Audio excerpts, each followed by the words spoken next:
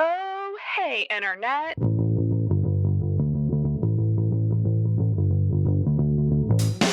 Welcome to the Intoxicated Podcast, a weekly comedy talk show that dives into the personal lives of comedians, experts, and creators. I'm your host, Sarah McClellan, a very amateur stand-up comedian and self-proclaimed sad girl.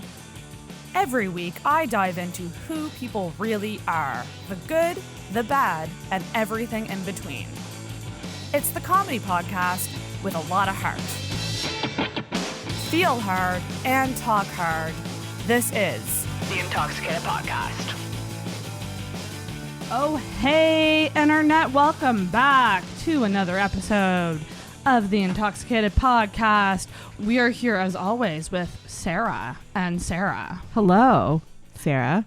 What a weird day it was today.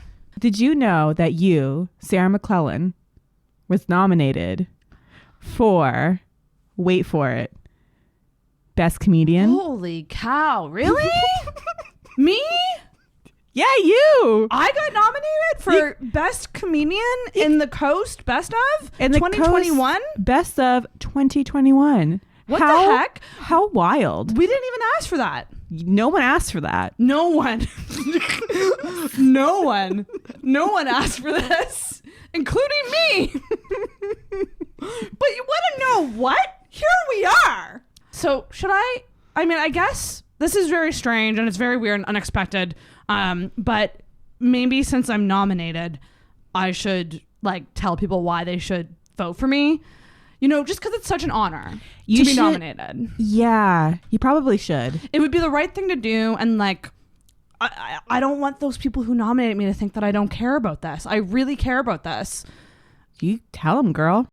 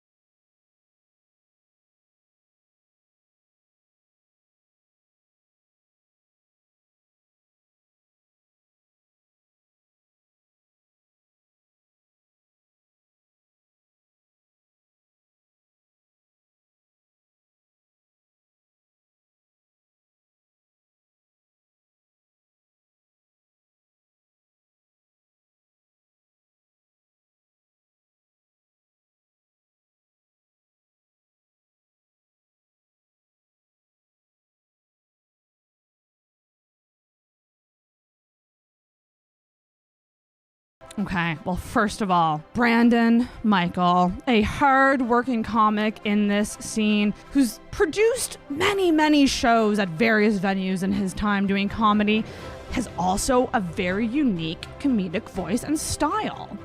But you want to know what? I put on like 3 comedy shows. I've done 3 comedy shows. And there was one where I don't think the people knew who I was, but you should vote for me for best comedian. You know, Brandon has a unique style, and I mean, I just have sex jokes. Vote for me for best comedian. There's also Brandon MacArthur, who I actually haven't seen do comedy, but I've heard great things about Brandon MacArthur. Although I have heard rumors that it might be a stage name for one Durham Laporte. Apparently Brandon MacArthur and Brandon Michael, they're doing a lot for the comedy scene here. They recently got some media coverage. But you want to know what? I got some media coverage too that I asked for because I reached out and told them to write about me. But vote for me for best comedian. And then there's Travis Lindsay. This guy, I don't know who he thinks he is getting nominated in this category. He's only done Just for Laughs. He's only recorded 2 comedy albums. He's only worked for over a decade in stand-up. And I guess like some people think he's prolific or something. I mean, he's truly just a comic that like everybody wants his approval and his validation and his joke writing ability. But you should vote for me for best comedian.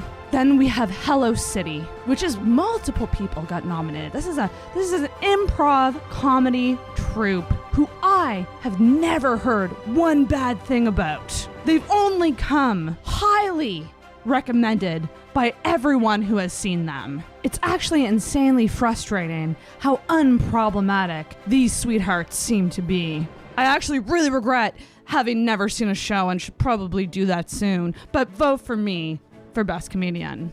And then Alicia McCarville, this bitch coming up in here with a mere 3 million followers on TikTok who she's worked hard to gain and engage with. You know, I'm not doing too bad myself. I got 43.5 thousand, because of a viral TikTok that I made with a comedian friend who had the main punchline in the viral TikTok that made it funny, that made it go viral. But you wanna know what? That's something, Alicia is someone who is so entertaining on TikTok, and she is someone who people love and relate to so much that if she told them to drink a glass of their own piss, they would do it. But vote for me for best comedian.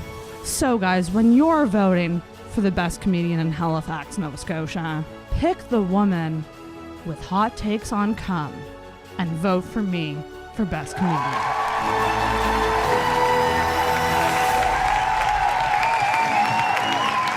You'd be a really good president of the United States. My God, thank you so much. First best of in the coast, and then you're going to move on to president of the United States. I mean, quite frankly, guys, let's be serious here. We all know Alicia's going to sweep the competition, and we know she's going to win. But, my God, what an honor. What? To be nominated. An honor. And so proud of you. So many different types of comedy in this category. So guys, hey, thank you for nominating me. I truly was not expecting it, not even a little bit. Really? I truly couldn't stop laughing.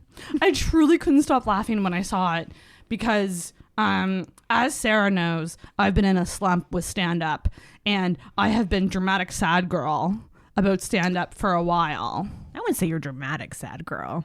But I'd say you're pretty sad though. Not dramatic though. Just very sad. Just very sad. It's fine. So it's really funny. Was not expecting that. Never rallied for votes. Intoxicated didn't get nominated, but that's okay. We're gonna sweep this. We're gonna sweep this category. We're gonna get first place. I really feel that you're gonna win. Yeah. After those pitches, there's no way you can't win. Who can turn down that pitch? Right? So good. So good. But we're back. We're back with another episode, and we do actually, this is going to be a bit longer of an intro now. We do have a voicemail, and we have a voicemail from a local comedian, Mr. Jim Temple. Woohoo! So are we ready to hear Jim Temple's voicemail? Let's do this. Hey, Sarah. Big fan of the podcast. I had a question for you. Long time listener. I had a question for you. My apartment is so hot in the summer. It's very wood based. And, I'm just wondering because, if I install an AC, is it going to be worth it economically for the rest of the year? So I'm just wondering, does size matter? Wow. Thank you so much, Jem. That's a hard hitting question. I feel like we have a lot to say on this subject. Yeah. We have a lot to say about the subject of size, truly. And in regards to your wood-based apartment, your wood-based hot and steamy apartment, there's, I would say, advantages to various sizes, wouldn't you say? I think that size doesn't matter. It's how you use it. Ooh, that is true. There's things to consider, though. Like, if it's really, really, really hot, you probably want a big one, to cover, like, more ground. And in terms of how you use it, Sarah, you gotta put it in the right place. Gotta be careful, though, because if it's too large, it might not fit. That's true. You might run into some issues stuffing it in where you need it to go. I mean, with a small one, it might be easier to get in there, and it may not use as much energy to get it working. But I gotta say, these things can be expensive. These things can be very expensive. So if you are on a budget, Jim, and he's a comedian, so I can only assume he is on a budget, you might be able to find a good used one on the street. So that's my response to Mr. Jim Temple. Yeah. So look at that, you guys. Jim Temple sent in a voicemail. Jim Temple, comedian. Let's plug him because he deserves he deserves a good plug. Yes, he does. He does deserve a good plug. So Jim is on Instagram at Jimmer98. You should follow Jim. You should Temple. follow him. He is an awesome comedian here in Halifax.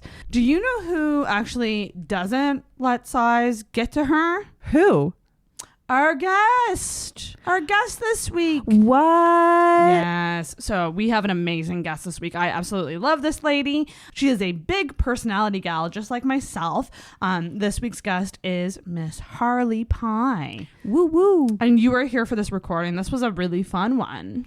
It was really fun. She's such a sweet and smart person. We love Harley. So Harley is a body positivity and sexuality advocate.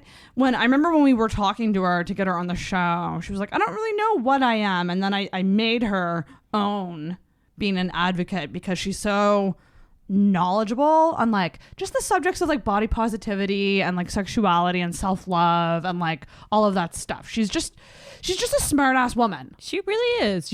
She's smart and she's also really inspiring too. Smart and inspiring because you guys, newsflash, we have a happy guest this week. She is truly like a very happy, positive person. Like she seems to just have a positive spin on everything. And we did talk a lot about oversharing in this episode. We touched on that because we are both big oversharers. We talked about the concept of just like dating yourself. So like one of my favorite things that she talked about in this episode was the idea of giving yourself the love language that you want. Like in other words, your love language, whatever that is, give that to yourself. Which I find amazing. I have that written down as a quote. Right? Side note, by the way. Yes. She also had some great like insights into like femininity and just like the body positivity side of things. I love Harley. We love it. We are team Harley. Badass bitch. Yeah, Harley is amazing. You guys are going to love this one. If you enjoy the episode and you want to follow Harley, you can check her out on Instagram at Harley Pye. That is her username.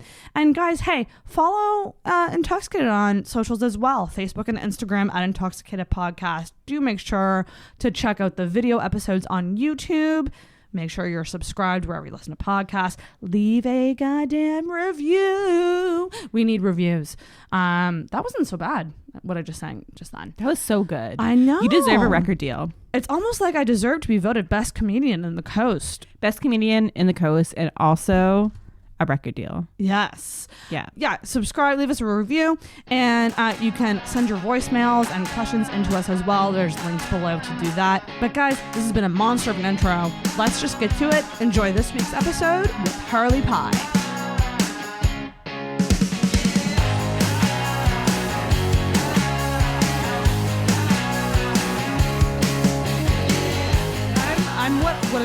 chronically overwhelmed. You did. You were very much like, no, this is not an activity. It's years in event planning too. So like, I didn't know you did that. event planning is one of the most stressful jobs. Yeah. It is, because you are a jack of all trades. You are everything in one person. And on the day of an event, you will have like all these things coming at you, all these logistics coming at you, and your brain has to just like instantly prioritize things. And so like when I'm in that mode of like there's a lot going on, I get so just like, that's done, put it aside. Like I like almost bitchy about it. So Well, bitchy. it's my Capricorn midheaven, okay? I blame that. I'm a born leader. I love when somebody's like, it's my asparagus in the moon. Like, it's like, thank you so much. Makes me very emotional, okay? Now, don't get me wrong. I'm an Astrology. I mean, it would be if I could say Astrological? it. That's a word. Well, yeah, it is, but I was going to say astrological bitch, and then it just happened to like not fall out of my face. So let's try it again. I'm an astrological bitch. I love astrology. It's What's your so sign? much fun. bitch. Wait. I'm Leo. No. Oh God, I don't know you well enough to know. I know. Tell me what it is. No. Very cute, though. I really appreciate those interpretations, though. No, you're getting closer, though. Getting closer, though. Getting closer? Yeah. Water sign? Okay. Yeah. You're Gemini. Yeah. So, like, one of the most hated signs in the world. Some of my favorite people, though. Oh, yeah, 100%. We real. But, yeah, for sure. We are not one of the most liked Why is that? What's the hate with Geminis? Well, it's that we're two-faced. It's this whole duality thing that we have rocking on, and people don't know to trust us. Surprise, bitch. I'm cool as fuck. I would argue and say that Scorpio is also Extremely hated as well. 100%. And I'm actually like seeing a Scorpio right now. And so it's spicy, bitch. Ooh, it's spicy. I love a Scorpio. Oh. Because they're the only sign that's a little more dramatic and emotional than me, who is a Pisces.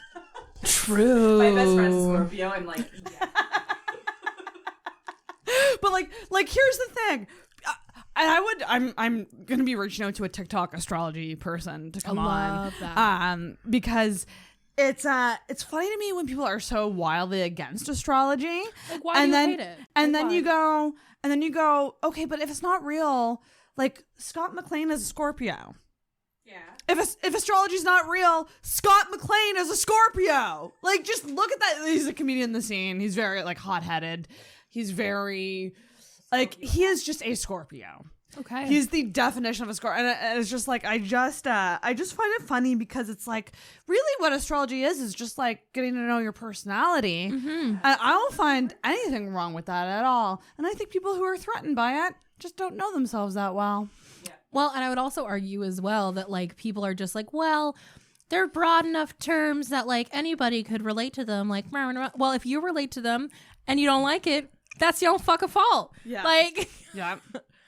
Yeah, and that's just it. Yeah. That is just it. It's like, but I also I'm working on a joke where it's like, yeah, once I get a boyfriend, I'm not going to care about astrology anymore. that is funny. That will be good. Like I'm just going to be honest and lean into the fact that like, yes, I love learning about astrology because it's learning about myself, who is the only person I can get to know right now. So there you go. I'm going to do it. Yeah, and as you should. And I think that you and I just had the conversation about like kids too. Like, Yeah. you will care again if you get pregnant, and you have to figure out when this kid's going to be born, and then you'll like deep dive into their personality, and you'll be like, Oh, bitch. I Yeah. already asked. My friend just had a baby. I already asked that bitch's birth time. This girl gave birth to a Leo. A motherfucking Leo. I like, you in mean, for it. thank you. I love a Leo. I'm very good friends with a Leo. Yeah. They're just the best. Fun people. Don't get along with them because they're so like. Thank you so much.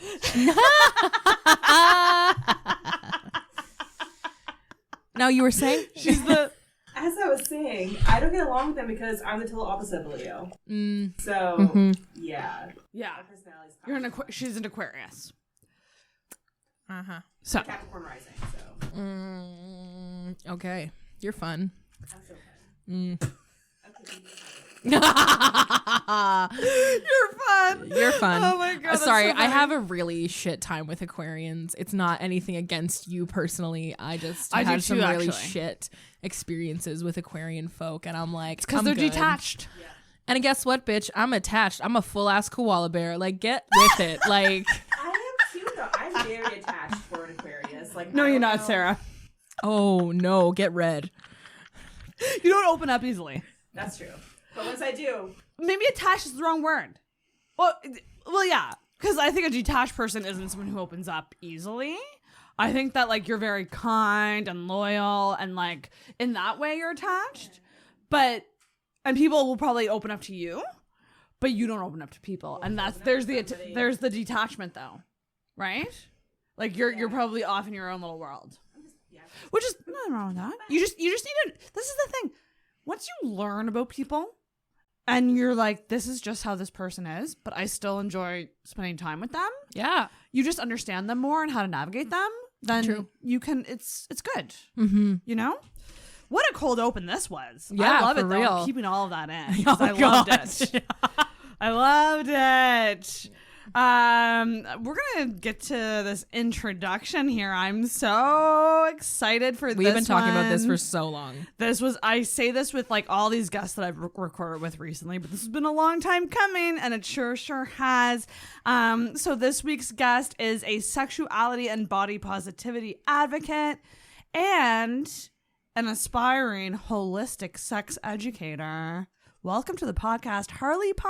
Oh my goodness. Hello, it's me. Hi, guys.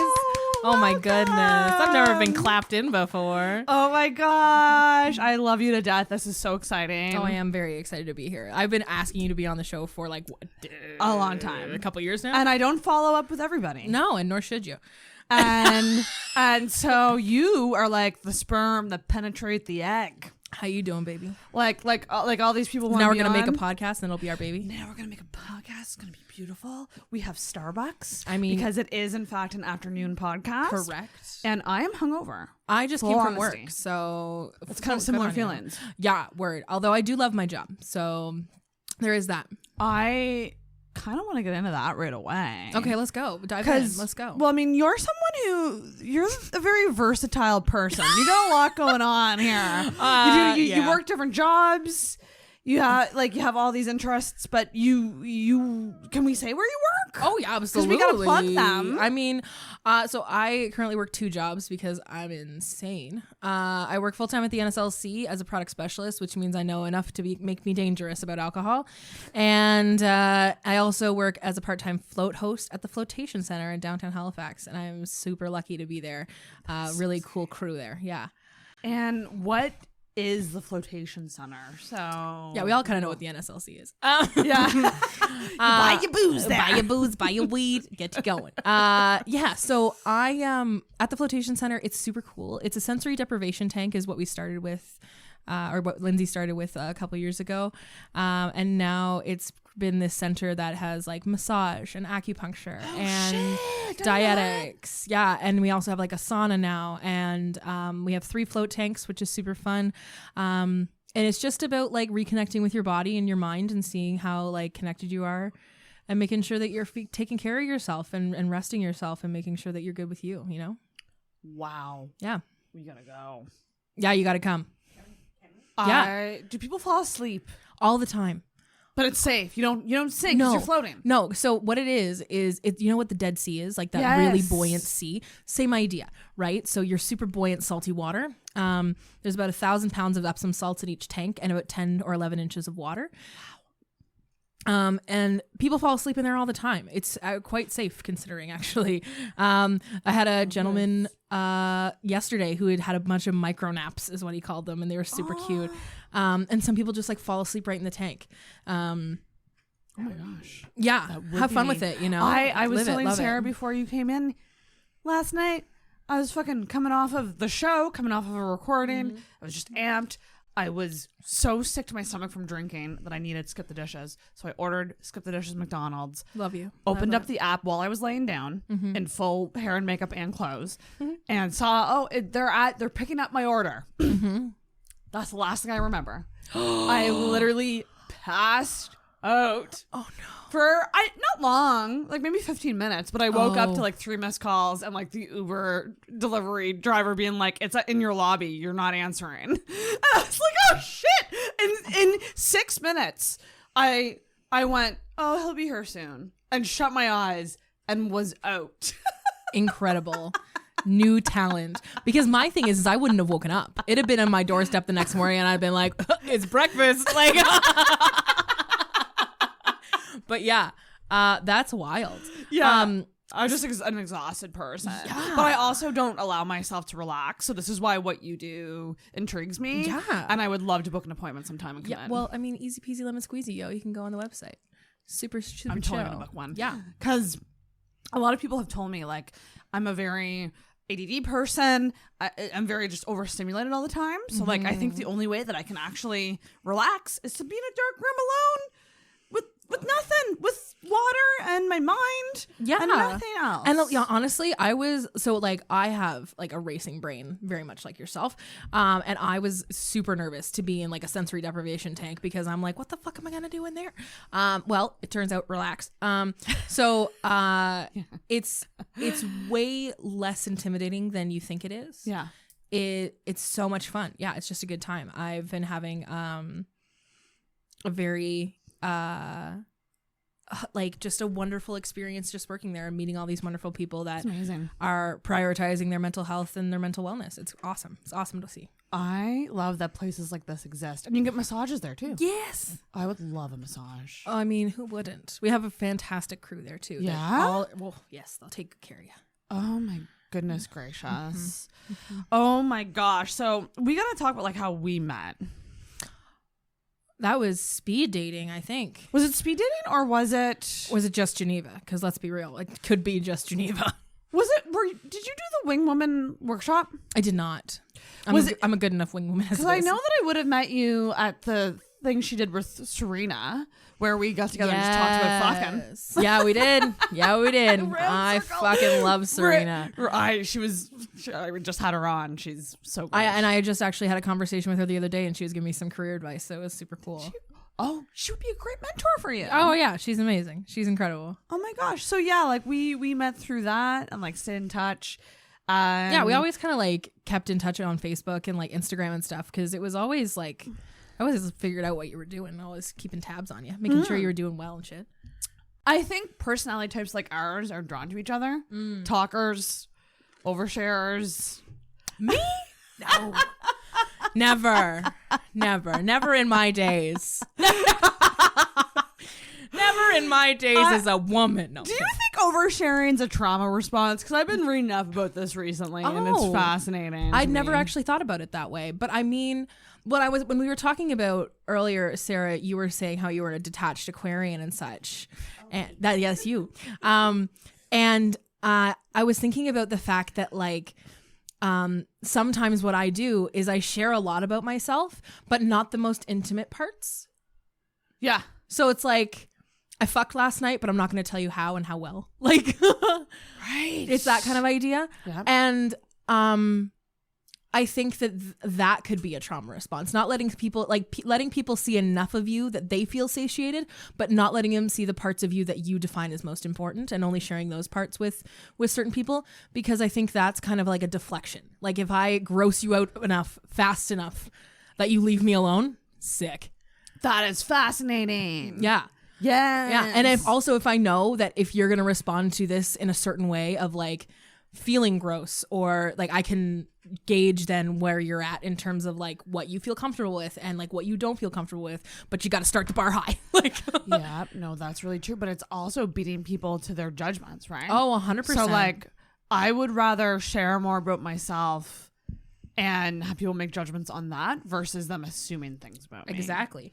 I actually, it was a few years ago. It was when my senior year of my degree, and I was always constantly making fat jokes about myself, and like, don't get me wrong, super empowered fat woman, love it, here for it. Look at all this, it's a great time. So, but that being said, like I was always addressing it as like the elephant in the room, haha. And like making the joke before somebody else did. And then one of my friends sat me down and was like, literally, Harley, nobody gives a shit. And nobody is saying these things except you. And I was like, oh, fuck. And so I had to like take a beat and was like, okay, are the assumptions that I'm making about myself correct through other people's eyes, which is another part that we have to get to as well. And I had to realize that no, like when people perceive me, they aren't perceiving fatness. They're just perceiving like, you know, some cool chick. Perception. This is like a huge theme of like this new iteration of the podcast is perception and like how we appear to the outside world versus who we are. And like social media plays big into that. But even the fact that most people don't sit down and have an hour or two long conversation to like really dive deep into who you are. Yeah. Even sometimes friends, I'm like, I don't know if I know you. Because we've never taken the time to really, really, really talk. Yeah. And that's, so actually like, I'm experiencing this right now in my dating life, is the fact that I have this really fantastic individual in my life who I'm like so down for. And we've known each other for about 3 years on and off, and it would be so easy to just be like, and we're together, but I want to do this in a healthy way. So I'm like, I'm gonna get to know the person that you are now, and you're gonna get to know the person that I am now, and we'll go from there. Oh, interesting. And like, so not me. You're like getting to know each other. Yeah. As so we spent like, we went on like I think a date like 3 years ago, and now have just like been acquaintances on you know, through school and through social media. And now I'm like, okay, you've just had like major life changes, I've just had major life changes, let's get to know the people that we are now before we just like dive into something and like catch up. Yeah. And like, I've been having adult conversations that I'm not used to having, Sarah. This is fucking weird. I feel like a real adult. Like, what the hell is this? When did I wake up? How adult we talking? Oh, too adult. I don't like it. Oh God. Just like boundaries and like being good at protecting myself and putting myself first. And how old are you? I'm 26. Ooh, that's a good age to get into this type of stuff. Oh, though. Yeah, for sure. Don't get me wrong. And the earlier the better. Because I feel like your early 20s, you should be a dumbass. Oh, bitch, we've been there. You should be a true dumbass in your early 20s. We've been there. We've done that. Oh man. But like once you're 25, you're really getting to know the person you are, and who you want to become. And I think the younger generation is starting all this groundwork earlier than normal. It's beautiful to see. Makes me feel like an old woman. I have a friend who's about 3 years younger than myself, and they are just like so wise beyond their years in some ways. Yeah, in some ways, and in others not so much, but God love them.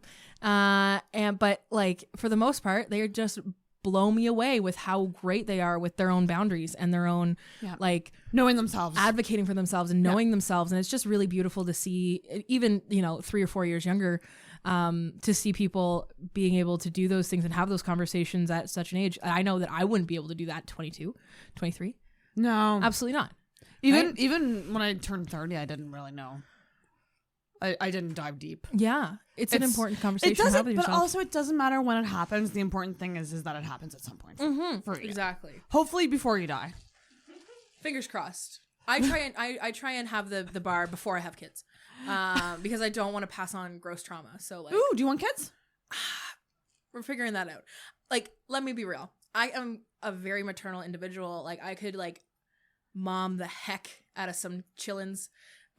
Adopted, otherwise, whatever, however it happens to come about to me, like whatever. But I also am extremely happy living my life, wanting to travel, having my dogs, doing my thing, being detached. Like, I'm a happy woman. I don't want to fuck with it much yet.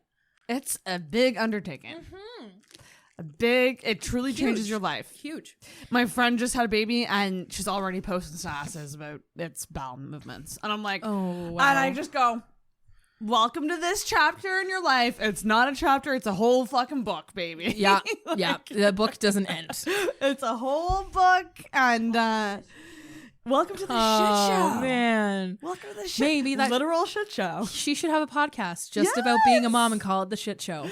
Yes, but it's like I always think back to, well, I think of like female singers, interviews with them talking about kids. Like Gwen Stefani, has the song A Simple Kind of Life, the No Doubt song, which is such a good song.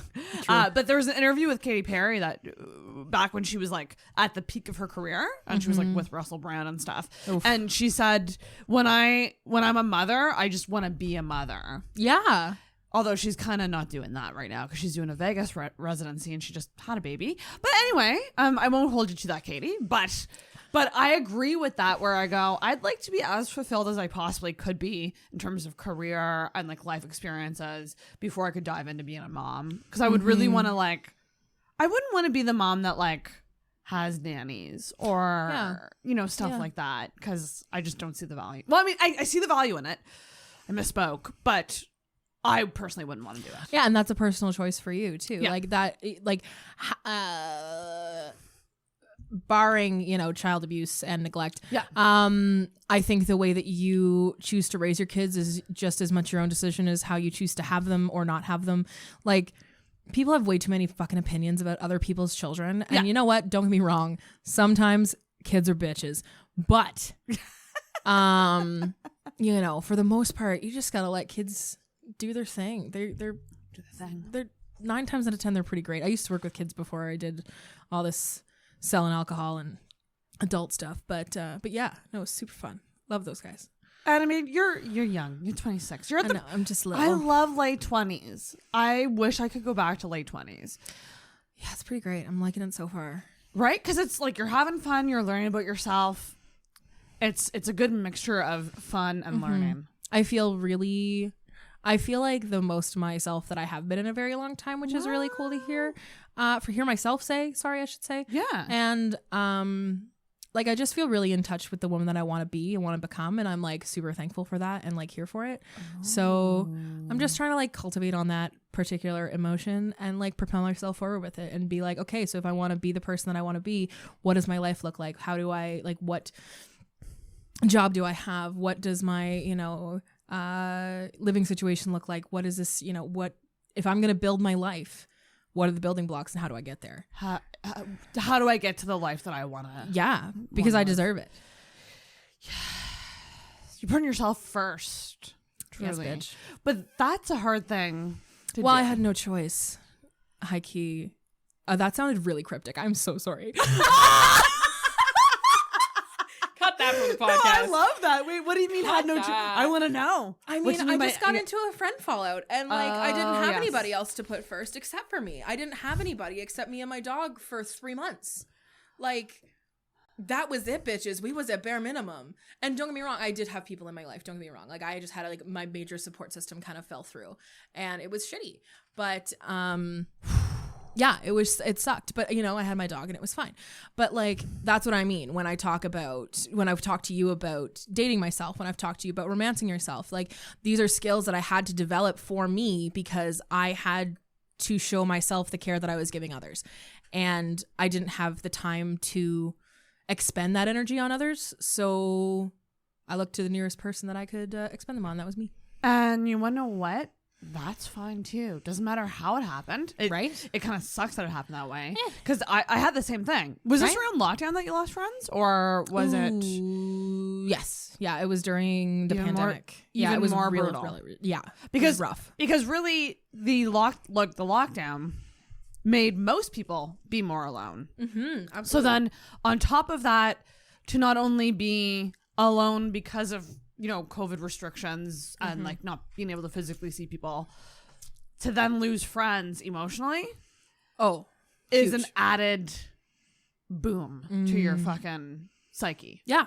Oh yeah. It was very isolating. But I was really lucky that I have a support system outside these people, and I was able to like cultivate even more wonderful friendships outside of them, and I've met some amazing people in the last few months, and it's my gratitude for good energy has exponentially risen, and I can't it was shitty, but but you met better friends now Yeah. that are gonna fit into your life in a better way because you know yourself better. Yes. And so like you're now connecting with the people that like you should be connecting with. Yeah.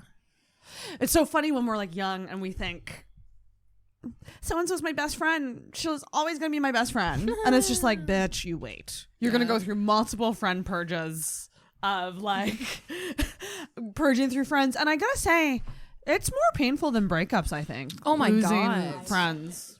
1000% agree. Yes. I've lost friends. I'm still not over it. Like, I lost friends 5 years ago. I'm still not over it. I had It still 8 haunts because it's so much more of a. I don't really know what about it makes it. Maybe it's the consistency thing, like having someone in your life for so long. Because if And- even in the romantic thing, in the breakups, like even if that person's not going to be there, the friends are supposed to be, right? Supposed to be. Right, and that's the whole idea. I lost 8 in one go. Right, it's huge. So it was. Were these question, and you don't have to answer if you hit don't it. want to, but were these what I would call like clean breaks, like where it's like you have a fight and you literally just go, we're not friends? Or were they fizzle outs? Were they people who kind of just stopped talking to you? Were they like what? It was a huge fight and Huge blowout. Yeah, huge blowout. And then clean break. Yeah, it was wild. Actually, I don't know if I should put this in the podcast, and we'll think about it later. Probably it's fine. But love this. Welcome to Intoxicated. Yeah, hello. But one of so I've not heard a thing from any of these people since October. It's been almost a fucking year. And then one of them followed me on Instagram last week, and I was like, "You want to fuck off? Like, Out of sight, out of mind's the best way. get out of my face." Yeah. What? Anyway, so that was it. I was just, I'm not about it. I'm just not about it. I'm just fucking get out of my face. So you don't have any lingering feelings of I miss this. Well, that's good. You want to know what? Oh, I hope they listen to this. You want to know what? That's good. Oh yeah, no, I'm Because that's proving that you have not lost. I mean, you've lost friends, but like you haven't lost everything because of this. You've in fact gained something because you have more space in your life now for better friends. 100%. It's the sucky part where you miss the friends and you wonder what went wrong. Like that's kind of where I'm at with lost friendships, where I just go Yeah. like these were all just kind of fizzle outs, different life stages, whatever. Maybe disagreements triggered a lot of these things, but like I'm the type. I'm a fucking Pisces. We fucking get off on nostalgia and like old memories and shit. True. So like I'm the type to just be like, I miss this person, but then I have to remind myself we're both different people now. We're both literally. That's very different funny because the people bitch now. that followed me on Instagram is also a Pisces. I'm so sorry. It's okay. I'm over it. But she's probably thinking of sad, you sad. because of nostalgia. Oh, 100%. That just explained it because I was like, why the fuck did this happen? And then I remember the Nostalgia is truly our drug. Like you see memes all the time about Pisces being like they listen to the same songs, they watch the same shows. Yep. Like we are very rooted in nostalgia. Yeah. It's crazy. I love that. That's cute though, because a lot of people don't appreciate it for what it is. No, it's true. So it is nice to hear. Yeah. But friend, I'm sorry that like you went through that painfulness, but also I'm not, because you're clearly the person you want to be. Yeah, I'm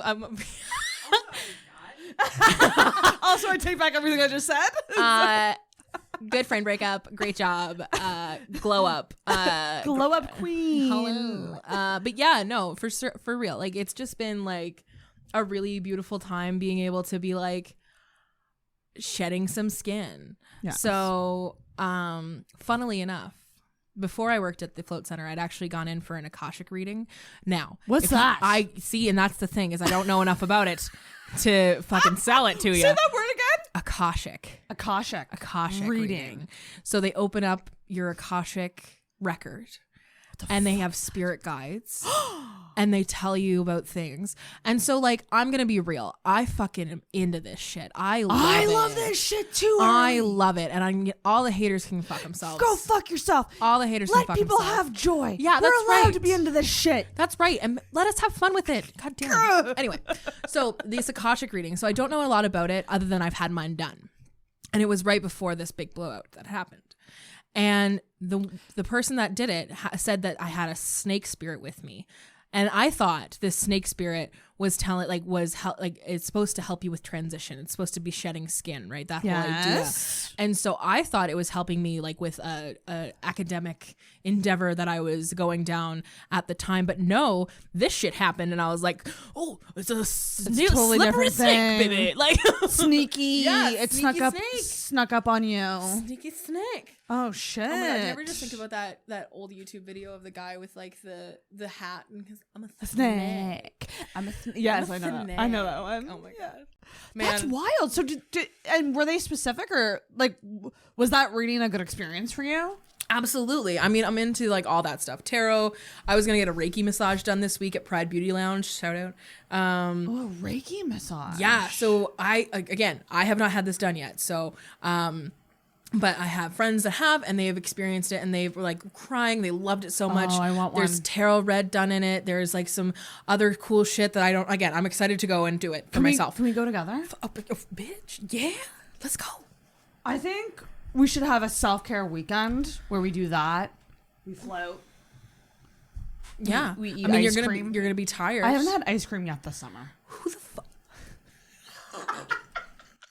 Well, it was really nice seeing you, Sarah. You should have told me to bring ice cream, not sushi.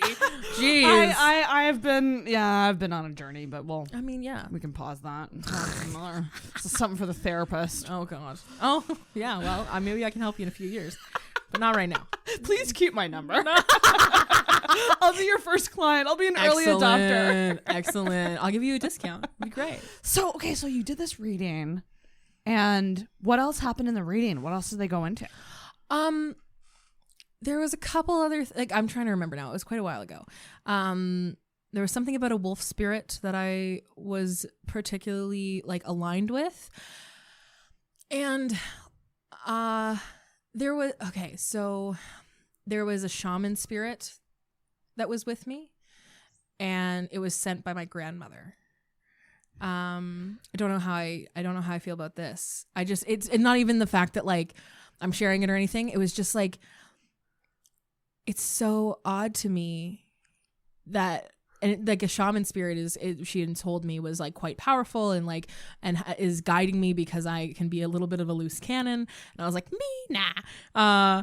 And it's just in my grandmother, my dad's mom, is passed. And, I like am constantly compared to her. Like I look like her so much. And, I hear beautiful stories about her. And so to know that like, you know, even if those for non-believers, like some energy somewhere in the world, something is watching and making sure that I'm okay. Were you close? She lived with us for a few years, but I was pretty young when she passed. So that's fascinating because I listened to a podcast recently all about death, and they said something interesting, which was like this girl had her dad die. And she wasn't that close to her dad, but her dad's spirit, she's gone to like multiple mediums, and her dad's spirit was constantly around her.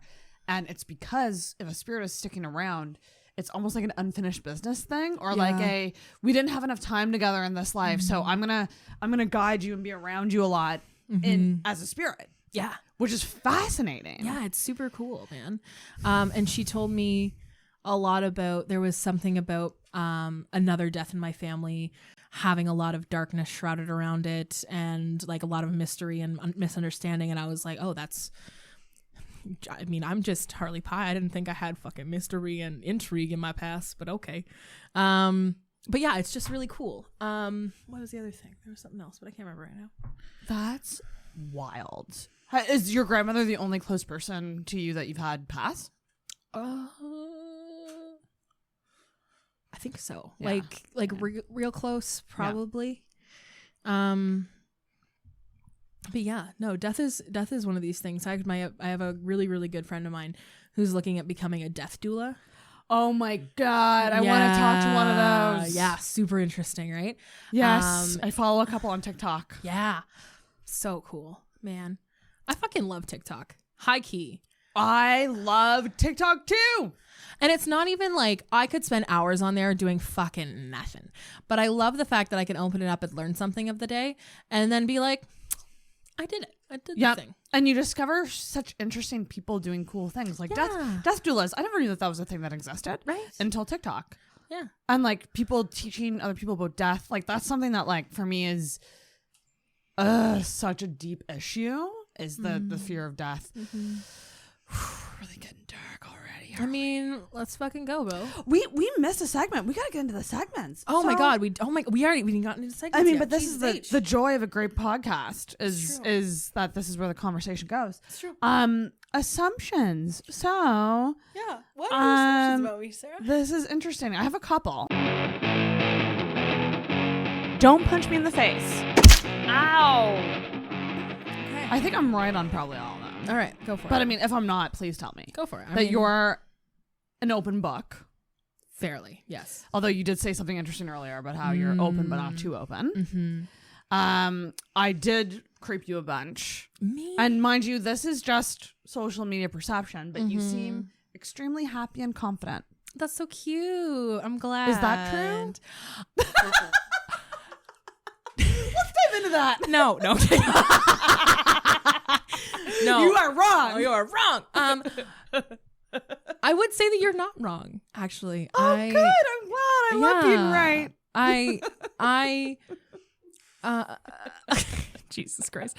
Oh my God. No, honest to God, I earned every bit of it that I have. Good for you. So fucking flaunt it, bitch. Yeah. Confidence was a hard one, and it's not always there all the time. And but I remember like going to therapy when I was in university, and then stopping because I was silly. And then I wrote this wild paper on how fatness queers the feminine body, and like looked at that lens and understood how being fat innately queered my body, and without it being even a gay way, just in like a anyway, it's a big deal. Yeah. Oh yeah, we could talk about that for hours. So before I do, I kind of wrote this paper and like understood how the world's perceptions of me are fucked and they were gross and I should just not listen to them. And that ideal has like perpetuated itself in my life for the last 5 years. It's been great. Yeah. And then I went back to therapy and she was just like, so like, what's going on? Like, you know, last time we were talking a lot about self-esteem issues and confidence issues. Like, where are you at with that? And I was like, honestly, I'm good. Like, I know that I'm the shit. Not really. I know that like I'm a cool individual. I have a great personality. I also know that like I'm not awful to look at. So, and so like that part's been good. And that, you know, like I said, I've earned every bit of that. So I should own it and work it. And happy, fuck yeah. I've built a life for myself that I'm super excited about. I have, you know, 2 gorgeous dogs and beautiful people surrounding my life and bringing energy into it that I'm so grateful for. And I get to talk to people like you who think I'm just a cool, interesting lady and who has a lot to say. And I just feel really, really grateful as much as I can. And that's my big thing. So yeah, I'm glad happy and confidence kind of perpetuates itself. That's good. Christ. So what are you insecure about? Oh. Do you think I'm going to listen to this podcast? No, I am going to listen to this podcast. I'm very critical of myself. No, but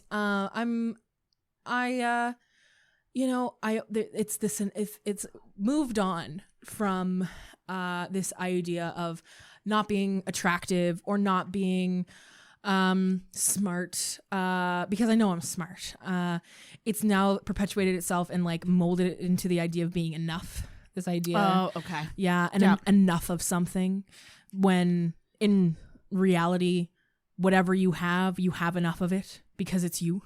Yes. Yeah, that's huge. Right? Like, I think that's self-critical. Yeah, it's you just gotta love it, man. Like, I said to a friend of mine earlier today, it's like, if you're not having fun every day, what the fuck are you doing?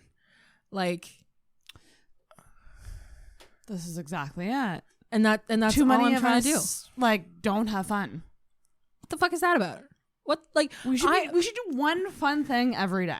Yeah, you should. That's what self-care is. I dance at work. I dance at the liquor store and be like, what's up? Like, and that's my fun thing of the day. And like, I got to make people laugh. Like, I came back from lunch the other day and it was piss pouring rain. And I just did like a pirouette in the fucking parking lot and people laughed. And that's great. Good. I'm glad. if that's what you're laughing at today, make it count, because I'm going to pirouette in the rain to make you laugh any day. Right now? Like, hell yeah. Did my burger get soaked? Yes. Did I care? No. Like, it was a great time. It's the second you can stop sweating the small stuff is such a good place to be in your life. Yeah. And like, I'm the type to just get so pissed at like small things, and I've really started lately just trying to just go like, this isn't the worst thing that could have happened. You're alive. You have your legs. You have a roof over your, like, you know what I mean? Like, instantly just go in, I'm not dead, so this is fine. I'm still here. Yeah, you're still here. And I find that like because I find that that's really hard to do, because we don't know how to categorize stuff as small stuff, because everything seems big in the minute, right? Yeah. So the way I perpetuate it to myself is like, because I work an insane amount, I say to myself, is this going to matter tonight at home when I'm with my animals and my friends, and I don't like, is this going to matter? No, probably not. So I'll move on. And if it does matter, then I can address it then in that moment and keep myself present where I'm supposed to be, because I can take my baggage and where I'm angry and like go get stoned about it. Like, yeah, I'm a big. I gotta do it more. To be frank, I think I really gotta smoke more. I mean, and I love it. It's a good time. I just don't do it regularly, and I think it's something that actually really benefits me. Yeah, is like the just like kind of even keeling my energy, because my energy is constantly shifting on any given day, whether that's like you're in like work mode and then I'm in comedy mode and then I'm in like, it's like all these energy shifts, and I feel like weed would really level that for me, hopefully. And it's a good way to experiment too, and like, because those are very concrete energy shifts. Like, you're in front of an audience being a different person, you're down here having a very intimate conversation with me. I'm going from talking to a client at work, which is very professional and much different, to yelling about cum on stage, rock on, trying to make people laugh, to then this, which is like, it's not an active audience, but it's really important to be present in this interview. And you're still really thinking about how people are perceiving the words that you're saying, and even the way that they're seeing you on screen. Yeah. So it is a shit show of a life right now. Yeah. I'm loving it. I'm glad. But it is going back to what you're saying, and you advocating for self-care and really like being present in yourself. God, I want to get there. It's like my number one goal is to turn off the phone and be okay about turning off the phone. But be okay with the fucking do not disturb, no notifications. And that's the place to start, because turning off your phone for somebody like you, impossible. But having a do not disturb on for an hour. I've started muting notifications. Beautiful. Excellent. When I go to sleep, so that when I wake up, I don't wake up to a shit ton of Instagram stuff, or like Facebook messages and stuff like that, which helps. But I think I gotta even go further than that. I think I gotta like turn it off like an hour before bed. I've heard that from a lot of people. Like, that hour shutdown before bed is so key, and I don't do that. Yeah, I think that's a really important one. I would also, and this is coming from a dog owner, so I have to get up in the morning when I wake up. Not bringing my phone with me on the dog walk is huge, or having the do not disturb continued on until when I go to work. So make sure that I'm present with my animals and make sure that I'm present with myself in the morning. Super big deal. Oh, that's huge. But yeah, that's another one too, is if you're, you know, texting some cutie late at night, I'm not going to fucking turn off my phone for an hour before I go to bed. Are you kidding me? No way. It all is dependent on, I guess, the situation and where you're at in that current moment. But I think the hour, no matter where you can put it in your day, like if it's in the afternoon, if you're just having a slow afternoon, right? Being like, okay, I'm good. I'm going to watch TV, or I'm going to do something for Sarah. Yeah. Right. So that's the important. God, Harley, I'm so bad at it. You gotta learn to date yourself. Okay. Well, let's talk about dating. Well, actually, first, we're going to get to dating ourselves. Okay. We got to get to the rant. I need to rant. So. Okay. So. We'll get the. I've already ranted like what 3 times in this thing. Did we hit your rant, or do you have another rant? Oh my god. Well, let's see. Let's shake the old bank loose for a second. Let me see. Rant.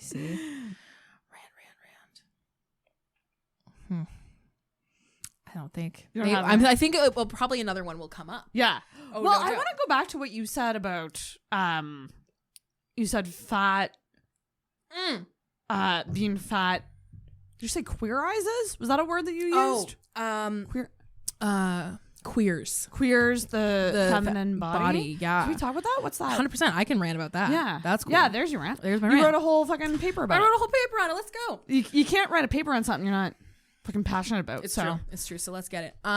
Okay. So the idea under which the fat feminine body is queered in today's society is that if you look at the paradigm of power, so who has the pinnacle power when you think of like a socioeconomic status kind of thing, right?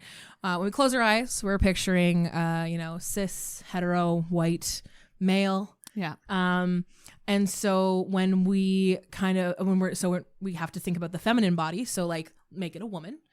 So if we close our eyes, we're picturing a cis, hetero, white woman. Yeah. Is she fat? Probably not. Nope. So the reason you Unfortunately. don't, right? Well, I mean, hey, how you doing? The reason we don't is because a large majority of our culture is based off the fact that fatness is not necessarily attractive, and where women wield their power is in sexuality. Their body. Right? And if you can't be perceived as attractive because you're fat, then you wield no power. So that's that idea of queering the feminine body. It's super interesting, even the way that like skinny has become straight-sized has become the norm in society. Because I shouldn't say skinny, because that's not necessarily true. Is that the new thing to say? Straight size? Straight size. It's the technical definition. Okay. Because plus size was coined as a term, believe in the 80s or the 70s. Like it wasn't a thing before then. But anyway, straight sized is the body positive world's way of talking about it. So when you picture this woman in your head, this cis hetero white woman in your head, she's probably not fat, right? She's probably skinny. Right. I often think about, a woman in a business suit, like even me, like as the person that I am, when I picture that woman, it's a woman in a business suit and she's fucking got it going on and she's ready to go and she's not fat. And that's not me. It's the idea perpetuated so heavily that even someone like myself, who is meeky, still has that ideal perpetuated in their brain. It's so enrooted. It's so ingrained. Yeah. So anyway, so after World War II, like shit went real, because that's when you see like the Mad Men era came and the States had money again. They had free enterprise. They had men coming back from the war. It was a huge thing. And so what happened is that they had to make money somehow. So the beauty industry just popped off. Right. And that's when you get this whole ideal being perpetuated of like, you need to lose weight, you need to be skinny, all these other things. I was gonna say, because like way back, if you look at like old paintings of women, like very old paintings, they're all like voluptuous. That's I love the word voluptuous. Isn't it beautiful? Can we bring that back as a word to use? I mean, don't mind me. They're all like they all have bellies, big like hips, and like. And then all of a sudden it changed. And the reason is because I'm going to get my dates wrong. At some point in France, there was the big tuberculosis outbreak. And so all of these French models got tuberculosis and were being painted sick. This ideal body that is being perpetuated is one that is deathly ill. Right. Not even healthy at all. No, not healthy, not real people, not real healthy people. And so that, again, is perpetuated with this idea of then the health culture that we've been brought into. So now it's a far more muscular tone. But again, I had friends growing up who were who are now power lifters and some of the strongest women that I know, who are insecure about their muscles because girls shouldn't be that muscular. Like, there is no winning. No matter what you are as a woman, you are wrong in some way. How wild is that? And I know body image stuff exists for men too. Oh, 100%. But it is far not the same. No, and it's not the same. Like, it is the same, but it is not the same because at the same, like, and I will recognize the Chris Pratt and John Krasinski anomaly of the dad bods that became real hot. And then, you know, because like what I really like is the diversity of showing different people of different sizes and different weights and different colors and different everythings and all the good shit. Like, yes, all of it. I went to go see Hairspray 10 times in theaters as a young adult and as a fully grown one. Because it was the first time I had seen a body like mine on screen. And I think men also have that with, you know, Andy Dwyer in Parks and Rec. And, you know, granted, it was a funny, you know, fat man trope, but it was still Chris Pratt and he was still seen as like cute and adorable and sexually viable. So, yeah. And then he got hot. And when I say he got hot, he was already hot, but he got ripped. I was about to say. Pardon me. Yo, I know. I love me some Andy Dwyer. Woo! But yeah, I shouldn't say he got hot. He got ripped, and that's different. But it's also like, I feel like when men are portrayed that way in like TV and stuff, it's like they're charming and funny and lovable. And then you look at like how Monica was portrayed in Friends, like whenever they talked about her like when she was fat, and it was like, this woman's disgusting. And it just shows that it's still easier on them. Like they do experience it, but it's still, I think, slightly easier on men because women care a bit more about personality than men do. I'll die on that hill. I don't care who fights me on it. It's true. Die on that hill, girl. How many hot ass women do you see with men that are not that great? A lot. Because they don't care as much. Fair. I will die on this hill. Yeah, you can. I don't think that I will make you kill yourself on this hill. That's okay. That's all right. That's not to say all, but I'm saying it's common. It's common. Yes, and this is not a fight for me to win. I have tried to remove as many men from my life as possible, bar some. Yeah. I'm I'm not dating men right now. Not because I'm trying women. It's because they won't have me. They won't have me. I know that's so self-deprecating, but it's just like, it's true. It's like I kind of want to phrase it like, so I've made a decision. I'm not dating men. Oh, it's not because I'm bi. It's because they won't have me. Man, I am so bisexual. It's not even funny. Oh, here we go. I'm so bisexual. Queen. I'm so bisexual. It's not even funny. Like, I wish that I found no men attractive and I just found women attractive. And like, I felt the opposite way when I was younger. And I just pick one and it'd be easy. But no, they are all just really attractive. And here I am stuck. Was there a moment where you realized that as a like youngin'? I think when I kissed the girl for the first time, I was like, fuck.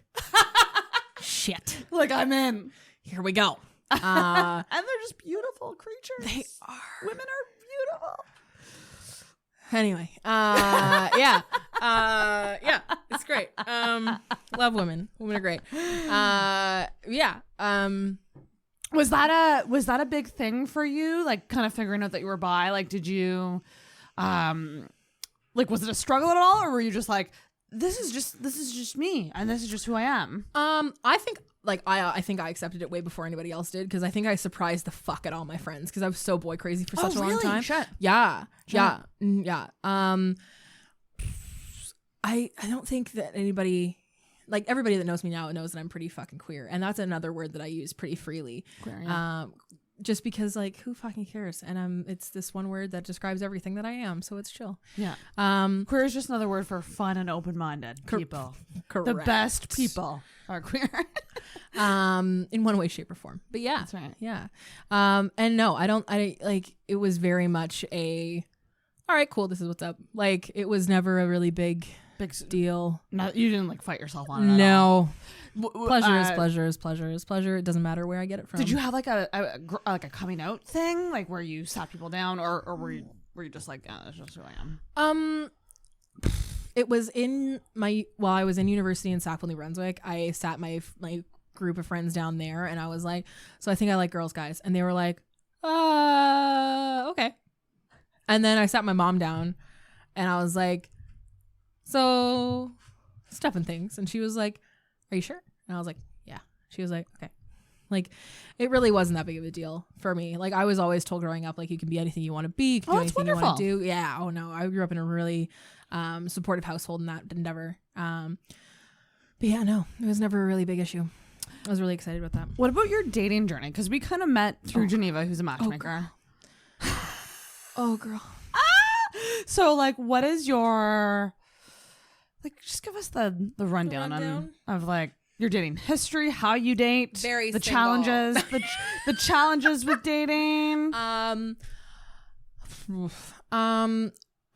like, that's such an interesting question. The other ones I've heard before. How do I date? Well, how do you date? Because that it's different for everybody. Every single person I talk to, I feel like there's single people who are like chronic daters, like they're always going on dates, they're always on they're like active daters. There's people like me who like I go on like maybe 2 dates a year. Like it really just doesn't happen that much for me. And so like where do you stand on that? Are you active? Don't care? Oh, you said boy crazy before. I was at some point in my life, sure. Who she is, don't know. Don't know her. Don't know her.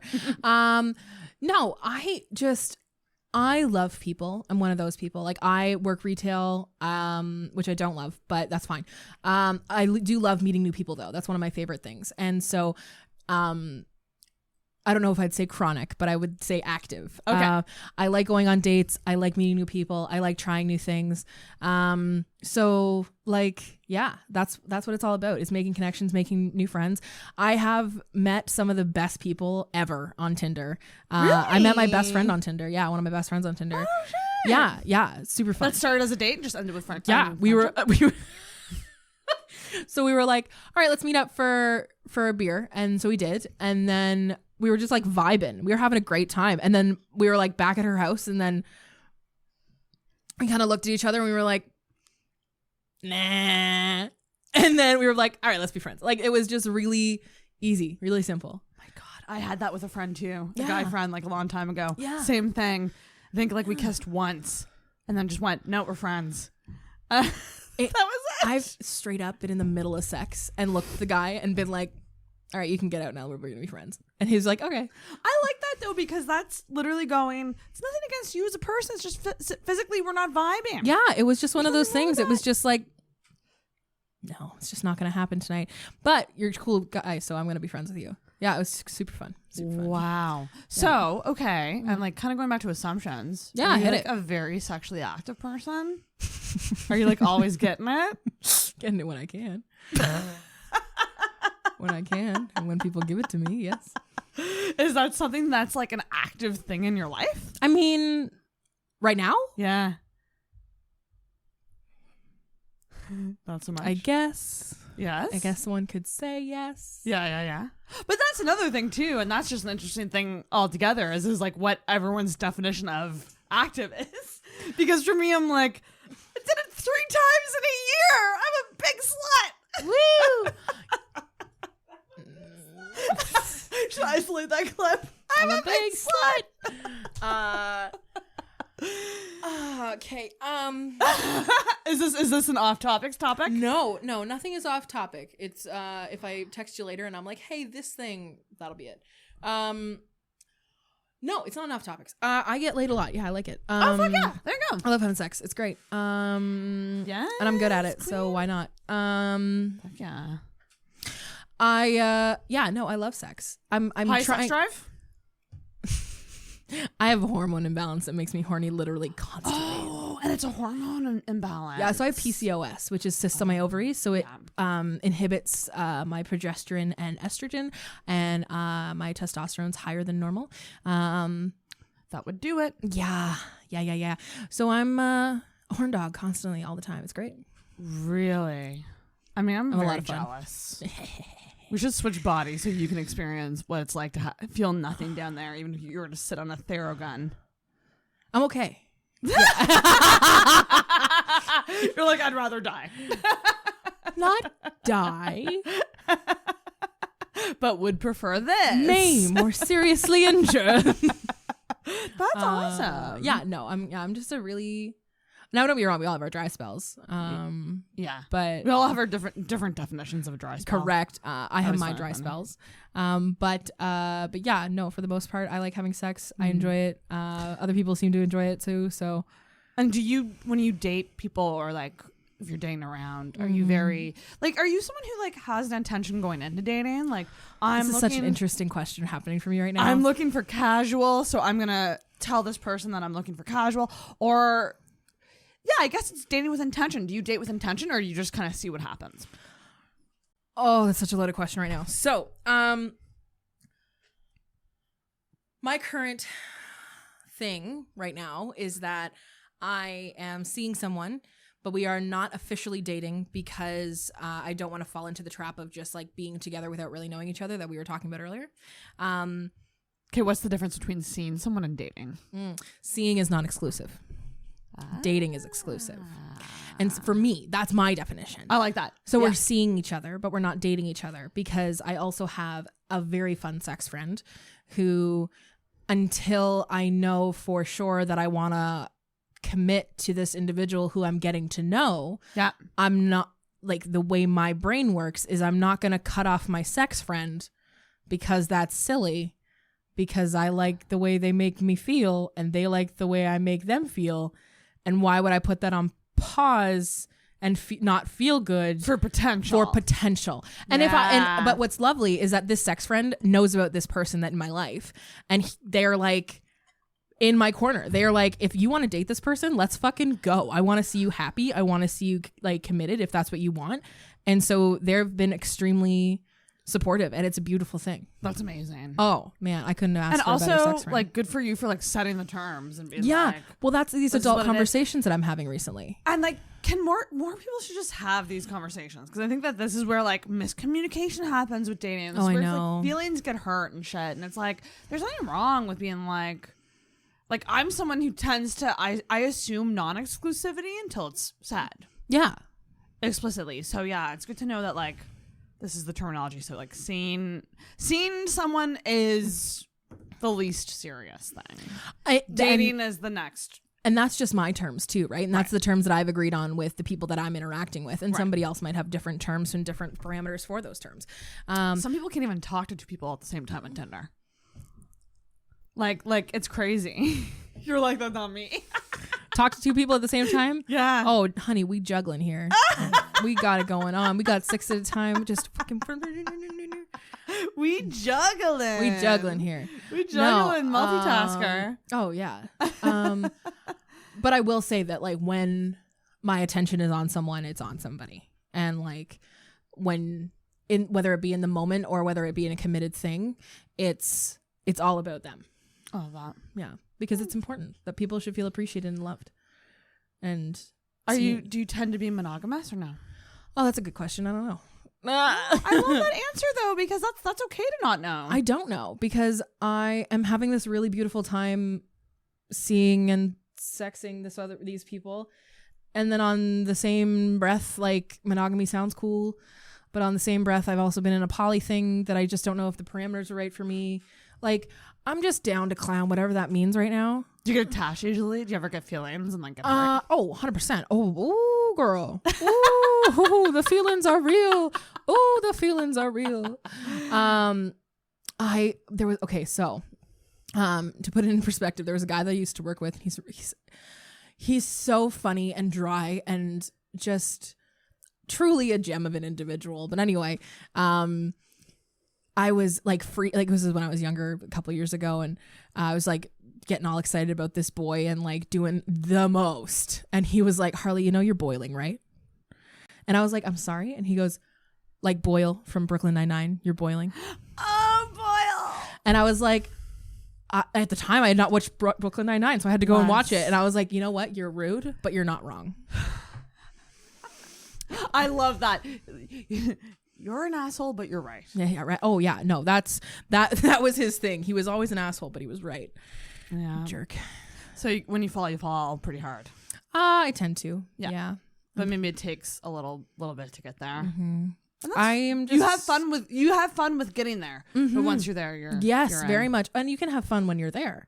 Yeah. But it's just like I know that I'm a lot, and if you want less, go get it.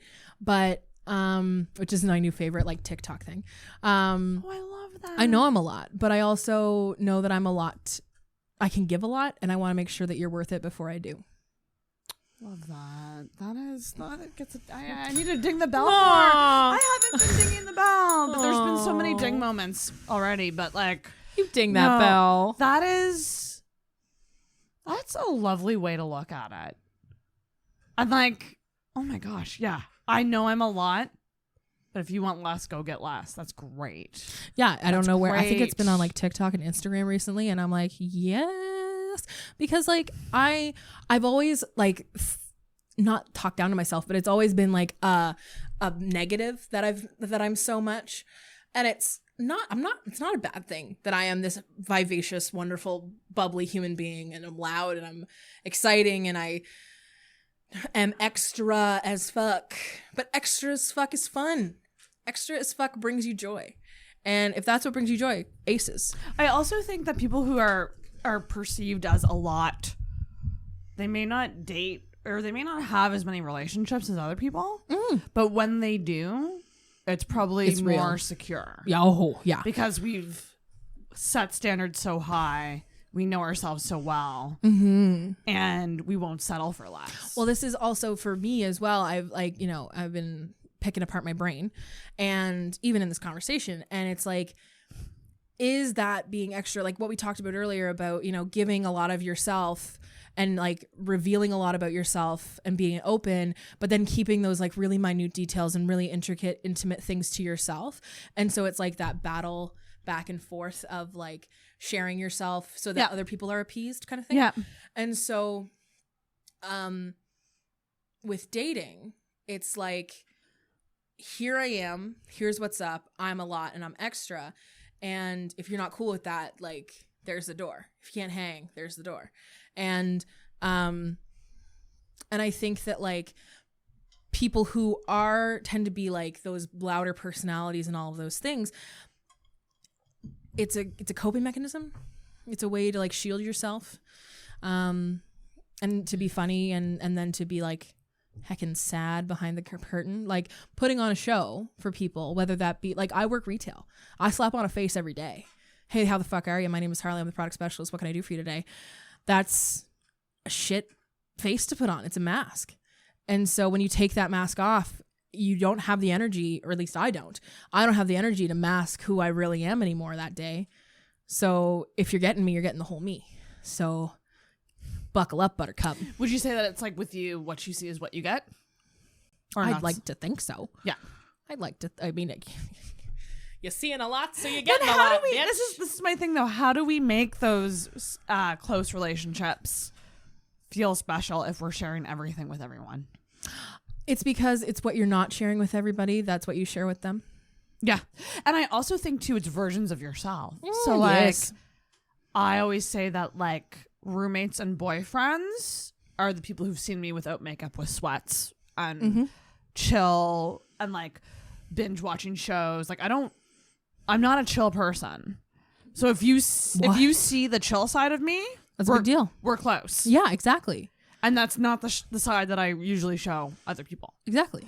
That's what I'm saying. So there's us oversharers. We got other things below the surface. Yeah. We We share a lot, but it's the things that we don't share with everybody that's really what's up.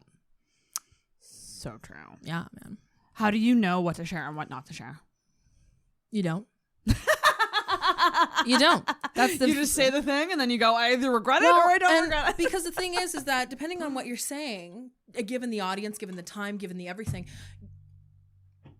it's all about the experience of it, right? So like what oversharing is in this conversation, very different than what oversharing is with a conversation with my mom or a conversation with my boss, right? Yeah. Because we're going to talk about things But I can also tell you, Sarah, that I got dick down last night. And that's not oversharing. That's right. Because this is the context of what we're doing, right? It's all about context. And yeah. And oversharing looks different in different situations. But also for me, I just talk a lot about my sex life. Get with it or get out. Like, let's go. Yeah. Yeah, that's it. Oh my gosh. And you want to be a sex educator. Holistic sex educator. So what does this mean? So sex education is a huge issue for me personally. I fucking hate it. Like, the sex education that we have is not up to par, and we've known this for a very, very, very long time. Or if you don't, read up. Let's go. Yeah. So, for me, what holistic sex education means is it's being able to teach sex education with a queer, trans, inclusive point of view, disabled point of view. It's being able to talk about how everybody has sex and not just able-bodied hetero folk. And it's super important because if you're not including everybody in the conversation, you're not going to reach all the kids that need this education. So many queer kids, so many gay people, so many lesbians, whatever you identify as, you can find it on the internet, right? So, and 9 times out of 10, terrible place to learn anything. Like, when we're talking about sex education, a lot of people go to porn, and what does that look like? And it's super overplayed, and it's, oh my God, and everything is tight and where it should be and everything else. That is not what sex is. And nor is that what queer sex is, nor is that what straight sex is, nor is that whatever sex you're having probably doesn't look like porn. And if it does, kudos. I mean, what? Sarah's like, I'm a porn star. Yes, you are, Sarah. Yes, you are. And like, Sarah, speak for your damn self. I am an accountant. I am an accountant. What did she say? We were in sync. I'm an accountant. Oh man. Dude, what accountants do? I'm an accountant. The porn stuff is gross. I have a big, super advocate for porn. I think it's super great, and there's certain sites that I would support more than others in terms of like being women led or being queer led. Super into Erica that. Lust, Belsa. Oh yes, okay. Bellesea. They have sex toys too, which are awesome. Yeah, there's some really great sites out there. I've truly quit it. Really? Truly. Good on you. But it's because there's a lot of deep rooted shit with porn with me. I'm so deeply searching for connection and wanting that partnership. Yeah. This is the saddest thing ever. I said it in the podcast a couple times. But it's essentially like, if I'm horny, or when I was horny back in the day, because I haven't been in a long time. Yeah. Watching porn, I would instantly cry after coming. That is terrible. I'm so sorry, Sarah. Yeah. That's no fun for you. And it wasn't, and people are like, oh, like, was it just so good that you like burst into tears? And I go, no. This wasn't a play, because I have heard that too, that like women can get emotional because of the oxytocin. Yeah, it's the release of all the chemicals, and your brain just goes blah. But for me, it was, I found that when I would masturbate, like fantasizing about someone I really liked, I was fine. Because I was living in a fantasy world. But when I was watching people in a porn, I was jealous of them. Interesting. I think that's where it's coming from. I'm sure it's deeper than that. But it also can probably go into like cutting myself off from pleasure. I never really let myself have full orgasms. I would cut myself off a lot of the time. I wouldn't let myself bask, so I would come and then instantly get up and start doing the dishes. I wouldn't just enjoy it. It's really fucked up. God. It's really fucked up. I'm glad I'm telling it to you, because you should look into this. I will. Because like, fix me. I make no promises. There's only certain women I make that promise to. And it's probably a combination of mental things and probably a mix of, I would say, mental and hormones. But I'm testing it now where I'm just going to try not to watch it. And I'm also going off the pill. And I'm just going to see what happens with my body. Yeah, that's a lot at once. That's a lot at once for your bod. So just like be cognizant of that and be aware of that, and just like make sure you do some check-ins with yourself for sure. No, my question for you is, have you ever listened to porn before rather than watched? No. Oh, Sarah, have you? Yeah, it's a big difference. Audio only porn? Yeah. Does that exist, or do you just turn off the video? Audio over like actually seeing porn. Really? Yeah. Shit. Yeah. And so Sarah, I'm actually gonna ask you this question. We, Sarah? Yeah, you, Sarah. Okay. Hi, Sarah.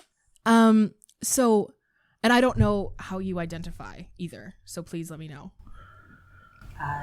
Straight, her, she. Cool.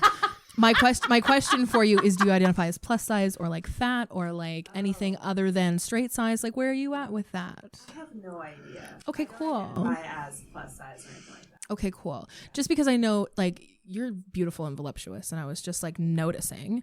But the reason I ask is because there's actually been studies that show that women who are outside of the social norm of what is presented in porn actually prefer listening to porn because it takes away that visual element of comparing yourself. Correct. Oh my God, interesting. And then also what I like is that I get to imagine whatever I want to have happen that's what's happening. Right. Rather than being like, oh, now he's bending her over. Oh, now she's on top. Oh, that's like, yeah. Right. Like boring. I don't think that's it for me. Fair, man. Fair. I just wanted to ask the question. I totally can see that for sure. Right? It's fascinating. Yeah, because if you don't look like what's getting fucked on screen, why would you want to watch it? Yeah. And then, yeah, it's just, I mean, porn is just a wild rabbit hole. Oh, true. And the things that we like, we're all kind of nuts with what we like, and no judgment. No, whatever none. makes you happy. For me personally, Just get your rocks it's just given me more harm than good. And that's a you decision, just like we said. Like that's at the end of the day, you got to make yourself happy. So. Yeah. Live it, love it. And if that means no porn for you, that means no porn for you. And that's a really small sacrifice to make for a happy Sarah at the end of the day.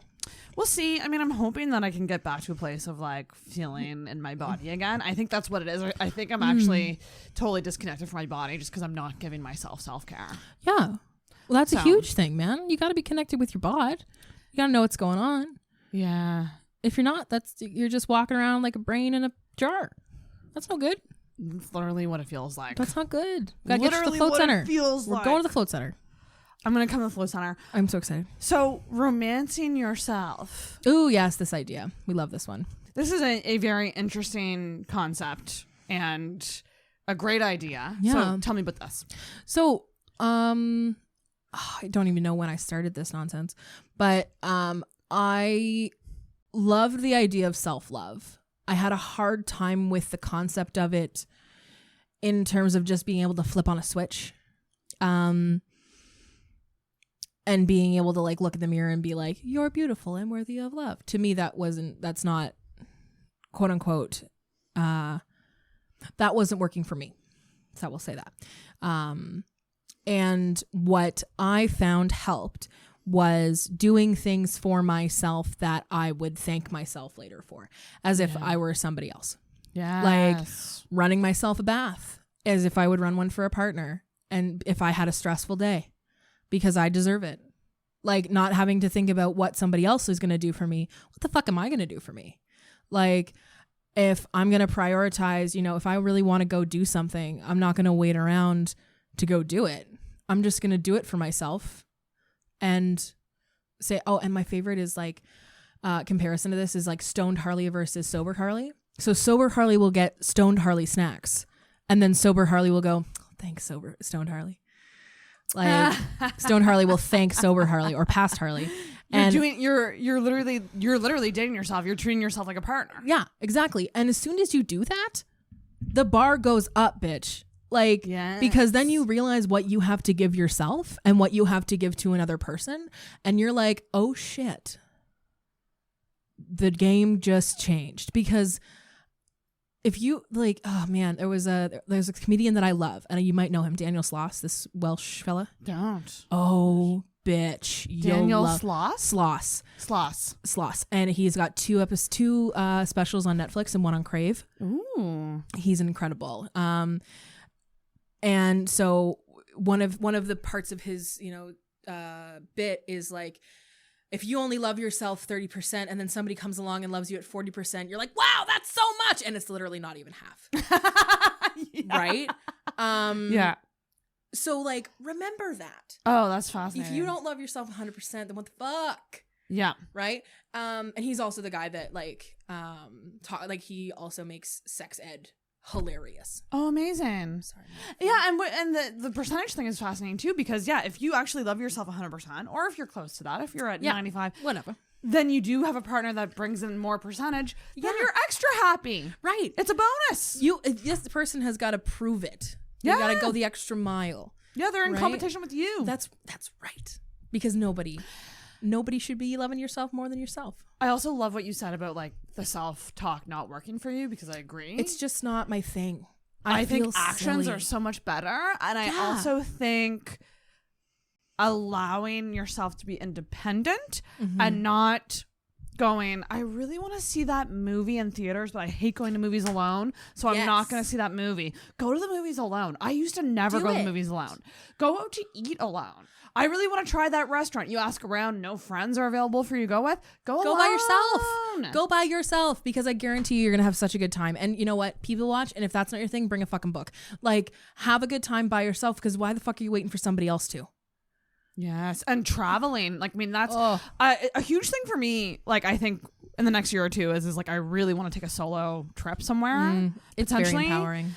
And I just see that being kind of a journey for me of being like, I'm going to leave like all of this busyness behind and like go somewhere alone. And mind you, I am a people person and I would love to travel with friends or something. But I'm also just like, I got to live my life. And if there's no one around to go with me, I'm going to go alone.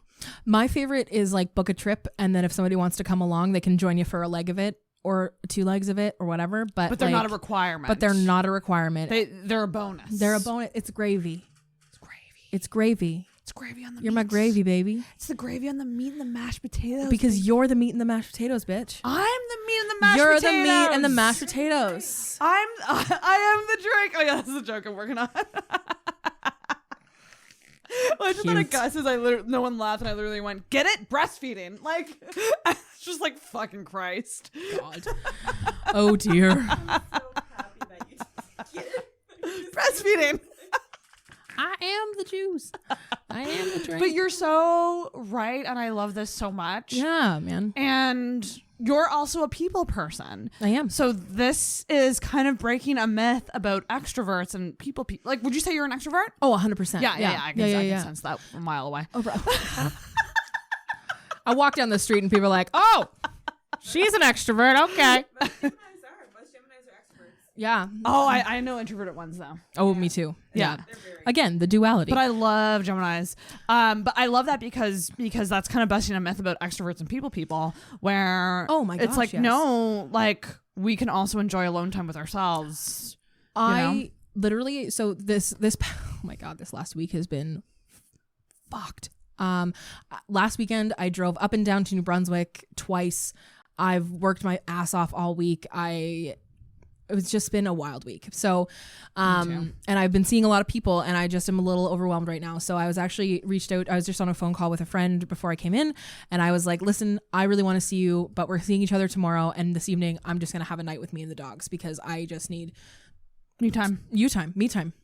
And the other thing that I've really learned about myself as well is like learning about learning what my love language is and then being able to give that to myself. So like for me, my love languages are quality time and physical touch. So I snuggle with my dogs and watch a movie by myself. I just met my own requirements. Oh my God. Meet your own requirements. I love that. I love how it's very serendipitous, like these recordings, because they're all kind of tying together. Because I did an episode with my friend Lauren, who's also a demisexual. Love that. And we had this crazy breakthrough with both of us being like, our love language is consistency, which is this new concept of like, you got to be consistent in our life for us to like feel connected. Yeah. So in other words, like the friends that send you the text every day, even if it's just a little interaction, that's like our love language. Like we like consistency. It doesn't have to be a lot, but it's that little check-in and like those people that check in on you, and like love languages. Like I know people think they're bullshit, but I think there's a lot of value in knowing what your love language is, and also knowing what, like, if you have a partner, what theirs is. Oh, 100%. You know, because and if you can't meet your own requirements and you don't know what their requirements are, how are you supposed to make a partner happy? 100%. And like, I'm not saying that love languages are the end all be all. I'm just saying it's a great conversation starter to be able to open up that conversation with yourself and a partner and be like, oh, physical touch is my love language. I mean, that makes sense. I really like cuddles, like shit like that. Right. Like, and even if it's like, that doesn't make sense. Well, why doesn't that make sense? Like continuing on that conversation, probing questions. Those are important. they're so important. I love the idea of just fulfilling your own love language. Yeah, that is so meet your own but although with needs. mine, I don't know what that is, because I guess consistency. It's like, yeah, I'm here. This is me. But for you, that could mean. Do I message myself on Messenger and go, "Good night, Sarah"? But Good morning, Sarah. That's what that means for you. Is like every day, 15 minutes by yourself. That's what it is. I think That's what it is. Every day, 15 minutes by yourself. That's the start of that hour for you. Every day, 15 minutes by yourself for like a week. Are you workaholic? I work 2 jobs and work 13-day Well, stretches. this is why I asked, because scheduling other guests has been somewhat easy. But when I asked you, you were like, "Well, okay, so." Yeah, you were like, no. you were like, "Well, I have a very busy life, and these are the times that I can do it." And I was just like, "Oh, she's a workaholic." Yeah, I worked at the I've worked at the NSLC for like 5 years, which is a wild thing to say. And I'm full time there, which is super fine. Yeah. And I work at the Float Center part time when I'm like on my weekends off, which is like such rewarding work. So I love it, and I'm fairly energized after those shifts, which is nice. It's just like I'm finding like zero time for myself. And also the fact that I have animals and I need to be able to make time for them too, because I love them so much. So this is a classic case of someone not always taking her own advice. A little bit, but I know when to prioritize myself. Like this, like I was saying in this conversation with my friend, I was like, I need a night to myself. I love you, but I'm going to see you tomorrow. So I'm going to shut off my phone tonight. I'm going to watch When Harry Met Sally. And I love When Harry Met Sally. Yes, bitch. It's my film. That and Bridget Jones. The first time I watched Bridget Jones, I've dyed my hair blonde because some boy was being dumb. Straight up. Like this, you can't make this shit up, guys. But I'm gonna go home and watch When Harry Met Sally and snuggle with my dogs and maybe have a bath and just like take care of myself for the night, because I recognize that I haven't been doing those things and I'm making the time and making it a priority for myself to do them. I think your challenge, I'm gonna give this to you. Bring it. Which is like, I think for both of us actually. Yeah. This is for both Harley and Sarah. Workaholics unite. Getting to the point where we're not pushed to the ledge to do those things. Yeah. Yep. And making it more of a routine in our like weekly lives. Yes. Weekly or even daily lives. Because I'm the same way. I get pushed to the breaking point where I snap or I piss off a friend, or I I just get too overworked that I break. And then I go, now it's time for a night in. Whereas like I should just schedule that ahead of time. Yeah. Or I should like make the daily effort to take the 10 minutes every day, which at the end of the week adds up to like an hour of time to myself versus like 2 weeks of being overworked and then one night, like that's what I'm dealing with right now too, is like this work-life balance that I'm shitting the bed at. It's a fucking struggle. It is a fucking struggle. You're only 26 too. That hurts my heart that you're already working too much. I mean, you gotta put a pin in that now. I mean, it is what it is. Like I also was very much raised in a household of like work. My dad is a financial advisor. He owns his own business and he worked all of the time and was around for the important shit, but he was working. My mom working. My dad, his dad passed when he was like 16. He worked 3 separate jobs and graduated high school. Like the man doesn't stop. He doesn't know how to. And I don't think I do either. Man, interesting. Yeah. Are you struggling with any mental health things? Which ones am I not struggling with? I feel like that's such a dumb question, because I'm like, you wouldn't be on the show if you weren't. It's true. I have, I'm not wrong. Like, I mean, I just have the run-of-the-mill anxiety and depression. Like, it's not anything wild. I actually... Isn't that sad that we're a generation that says that? Yeah, but I mean, it is. We're like, I just have the standard suicidal tendencies and overwhelming. But it's chill. I actually have been on anti-anxieties for about a year now, and it's changed my fucking life. Oh, shit. Yeah. I also was diagnosed with ADD when I was in grade 12. What's that? Attention deficit disorder, but instead of hyperactive. Right, yeah. So that kind of thing. But like, I tried to take meds for it, and I couldn't eat and I couldn't sleep, and that turned me to weed. So, like, I remember very vividly. So I went to Mount Allison in Sackville, New Brunswick, and I'm sure that people like absolutely heard me bawling my eyes out in this library cubicle to my mother on the phone, trying to explain to her that I was scaring the fuck out of myself because I couldn't eat and I couldn't sleep. Those are my favorite 2 activities, Sarah. Yeah. What am I doing? You must have some Taurus in your birth chart. Yes, in my Venus, actually. There you go. So, I was really scaring myself. And so I just stopped with the meds and I started smoking weed because that allowed me to do both really well, and did that instead. And I've been way like more focused. I mean, I'm stoned all the time, but it's great. Fascinating. But then I started taking anxiety meds, and that's been extremely helpful for my anxiety as well. Like, the way my brain processes information is different. It's so crazy to me. Whoa. Yeah. So like, my best friend, his name is Charlie. He's amazing. There was one night we were talking about like the health and wellness of somebody that we know. And so I was like, typically my reaction would be to worry and to be like, what can I do to fix this? What can I do to help? What can I, like, taking it all onto myself. And then I was like, you know what? Hands off. Because it's not my circus, not my monkeys. And it's not even about that. It's about the end of the day, if they want to be here and they want to be around, barring suicidal tendencies and all that crap. Like, that's not what this is about. Like, just general health and wellness. Like, if they want to put in the effort to their physical health, they will do it. Like, and it's not my responsibility to try and convince this person. Yeah, that's a huge thing. Right? Like, and so that burden was taken off of me. And then Charlie looked at me. He's like, and that's how you know your anxiety meds are working. Because you've not taken that on as a personal issue. You're not taking it on that as a personal problem. It's not your personal burden to carry. That's fascinating. Right? Because as a people pleaser, that's what we do. We take it all on. My God. And I remember feeling so heavy and so weighted all of the time because I wanted to help and I wanted to do things and I wanted to be everything that everybody needed. And it was gross. It was gross because I was not what I needed. Ring that bell! Ring that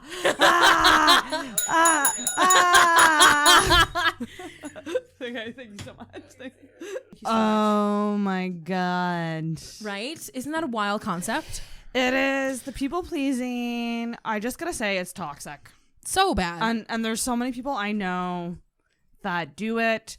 There's so many codependent people I know that don't know that they're codependent, and the two kind of go hand in hand, to be honest. Yeah. Codependency is one of the biggest things I've realized about myself that I struggle with. And it really very much so lies on, I put all my value in what other people think of me. And it's the biggest, other than relaxing, biggest challenge of my life. Is this trying to let go of people's perception, what people think of me, and also huge breakthrough is if we do a lot for other people, we should be asking ourselves, am I doing this for this person or am I doing it for the recognition? Yeah, because as people pleasers, we want to be liked. Yeah, and what's a great way to have someone like us? Is by doing cool things and being recognized doing for things them. for them, helping them. Yeah. Holding space when they emotionally dump on you. Yeah. Emotional dumping's a huge thing that too many people put up with. That is not, I think people who do the emotional dumping might not know that they are. No, I don't think that they do often. And I think even just the small question of like, before you talk about something, or even, especially like I find if it's friends of friends, like if you are having an issue with a friend and you need to talk about it with somebody that's going to understand, so you have to turn to another friend and be like, this is an issue that I'm having. I'm really stuck. I need your help. Yes. And this is how I'm feeling about this situation with this person. That little check-in of like, I need to talk about this. Are you free to talk about this? Do you have the space to talk about it? Such an important thing. Yeah. To like just do before you instantly go into a dump. It's all about consent, baby. It's all about consent. Gosh, it's so true. Because like we automatically take that as sexual consent, but like, you know, it's not always sexual consent. Emotional space is consent. Everything should be about consent. It's what's the most people pleasing thing you've ever done, if you can think of one? Actually, I really gotta pee. You think on that? You pee. I'll think. I'm off the deep end, watch as I dive in. I'll never meet the ground. Crashed on the surface where they can't hurt us. Far from the shallow now. Yeah, it's just fun. I love it. I don't get to sing into mics very often anymore. I miss karaoke, okay? Oh, give me something. What were you just singing? In the shallow. But oh yeah. No, I was classically trained in voice for a couple of years. Shut the fuck up. I won't.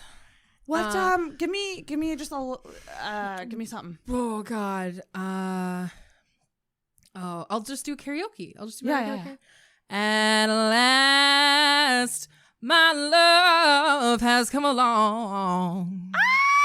My lonely days are over. And life is like a song. Oh, yeah, yeah. We got goosebumps, bitches. Oh my gosh. We got goosebumps, multi-talented bitches. queen. That's me. Hello. I'd love to do karaoke with you sometime. Anytime. You in Geneva? Oh, it's gonna be. Can we do a Thursday night Oasis? Yes. I've never been. That was my watering hole for years. So I used to work downtown Halifax, and I would straight up roll up from work and be like, what up, bitches? Get up there, sing some At Last. My friends were like, where's Harley? Where is she? Where's this bitch? When can she start the party? Let's go. I would love to, because I think now that I've done stand-up, I think I would be more confident in karaoke now. Okay, controversial opinion. I think I would be great at stand-up. But you should try it. I'm so scared. So nervous. Well, let me teach you the ropes. And okay. I think I have some really funny dating stories. Some really funny dating stories. You should seriously. I know that I joked. I said don't get into comedy. But truly, if you have that calling to try it, you should try it. Okay, maybe once. Maybe you can talk me into it. We'll talk. There's anytime that you feel the urge to like write a sad or like go up, like just message me and we'll talk comedy. Interesting. Yeah, I'm excited. For sure. Because like you'd have a great. I can already tell have a great presence on stage, probably. Me. So. Yes. Did you think of a people pleasing thing? I did. Okay. One of the biggest things that I do is like straight up my boss at work was like, you need to stop saying you're sorry every time you come in the office. You say sorry as soon as you come in? Yeah, because I always thought I was interrupting. So I'd like knock, which is not necessary. Like the offices are supposed to be just like in and out. How the fuck are you? Leave. Like I would like knock as if it was a fucking business meeting. Like, hello, sir. And then be like, oh, I'm so sorry for interrupting. He would just get so pissed. He was just like, you're not interrupting. It's literally your fucking job to come in here. What do you want? Like, oh my gosh. And I was like, yes, thank you. This is what I need. The apology thing. That's huge. Also toxic. Huge. So I have a friend and she's been talking to me about how women apologize way too much. So it's changing the narrative to be grateful. So instead of saying thank you. So instead of, oh, sorry, I'm late. Thank you for your patience. Yeah. Yeah. I just wanted to let you know. Yeah, we stand patience in this house. I love that. Yeah. But like what if it was like you hit someone with a car? How would you? You'd say thank you. Thanks for being in my way. Thanks for the 10 points. No, it wouldn't apply to everything, but like, the things that we over apologize about are pretty ridiculous. Mm-hmm. So really, it's the intent is to try to change that. And I think maybe you experience this as well. Like I know as a woman who considers herself extra, or like who is loud and boisterous and all these very many things, I sometimes catch myself apologizing for being being too much. Yeah, and I'm like, I hate that. Why am I apologizing? It's because I think it's because being loud, being out there, being outspoken is considered more masculine. Correct. And so if we consider ourselves feminine ladies, our personalities conflict with that. And so I have we apologize. an unpopular opinion. Oh, you got it. See, I knew we would get there. What is it? Don't hate me for this, but it's time for an unpopular opinion. Women do masculinity better than men do.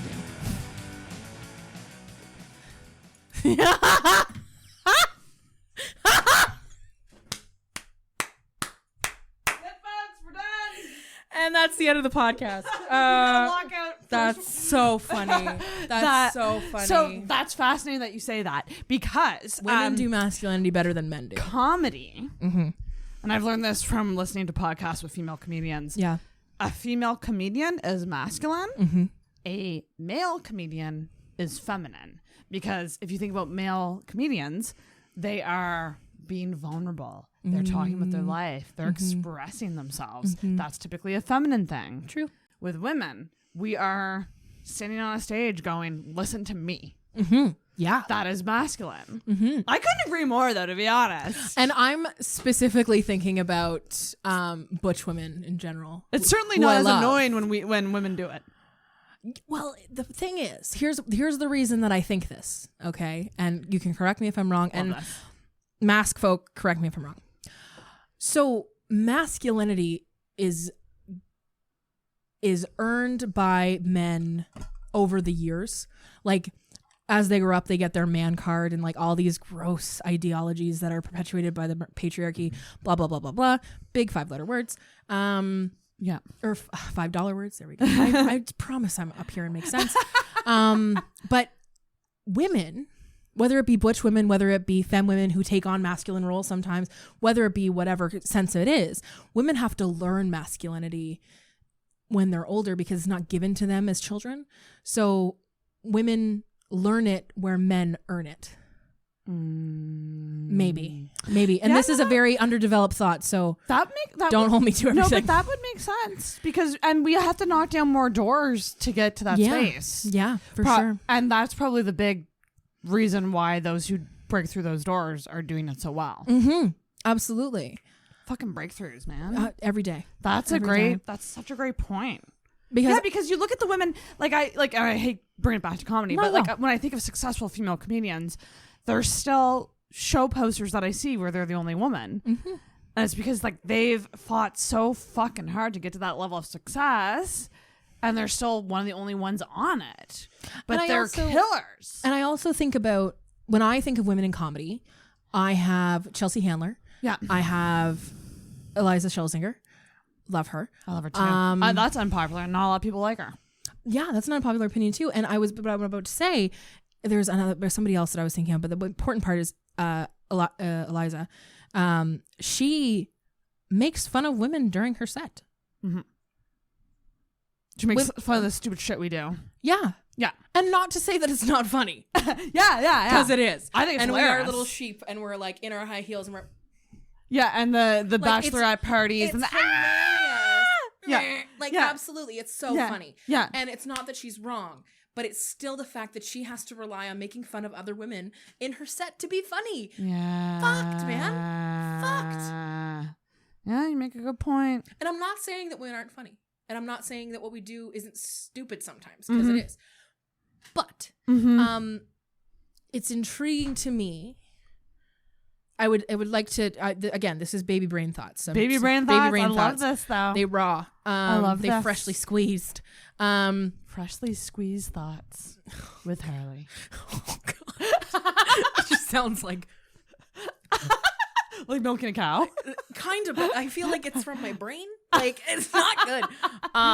But yeah, I still think it's too bad that a lot of her career is built on jokes about women. It's very, very true. But now I don't want to ruin this other thing for you for Daniel Schloss, but I will later after the podcast, so I don't ruin it for everybody.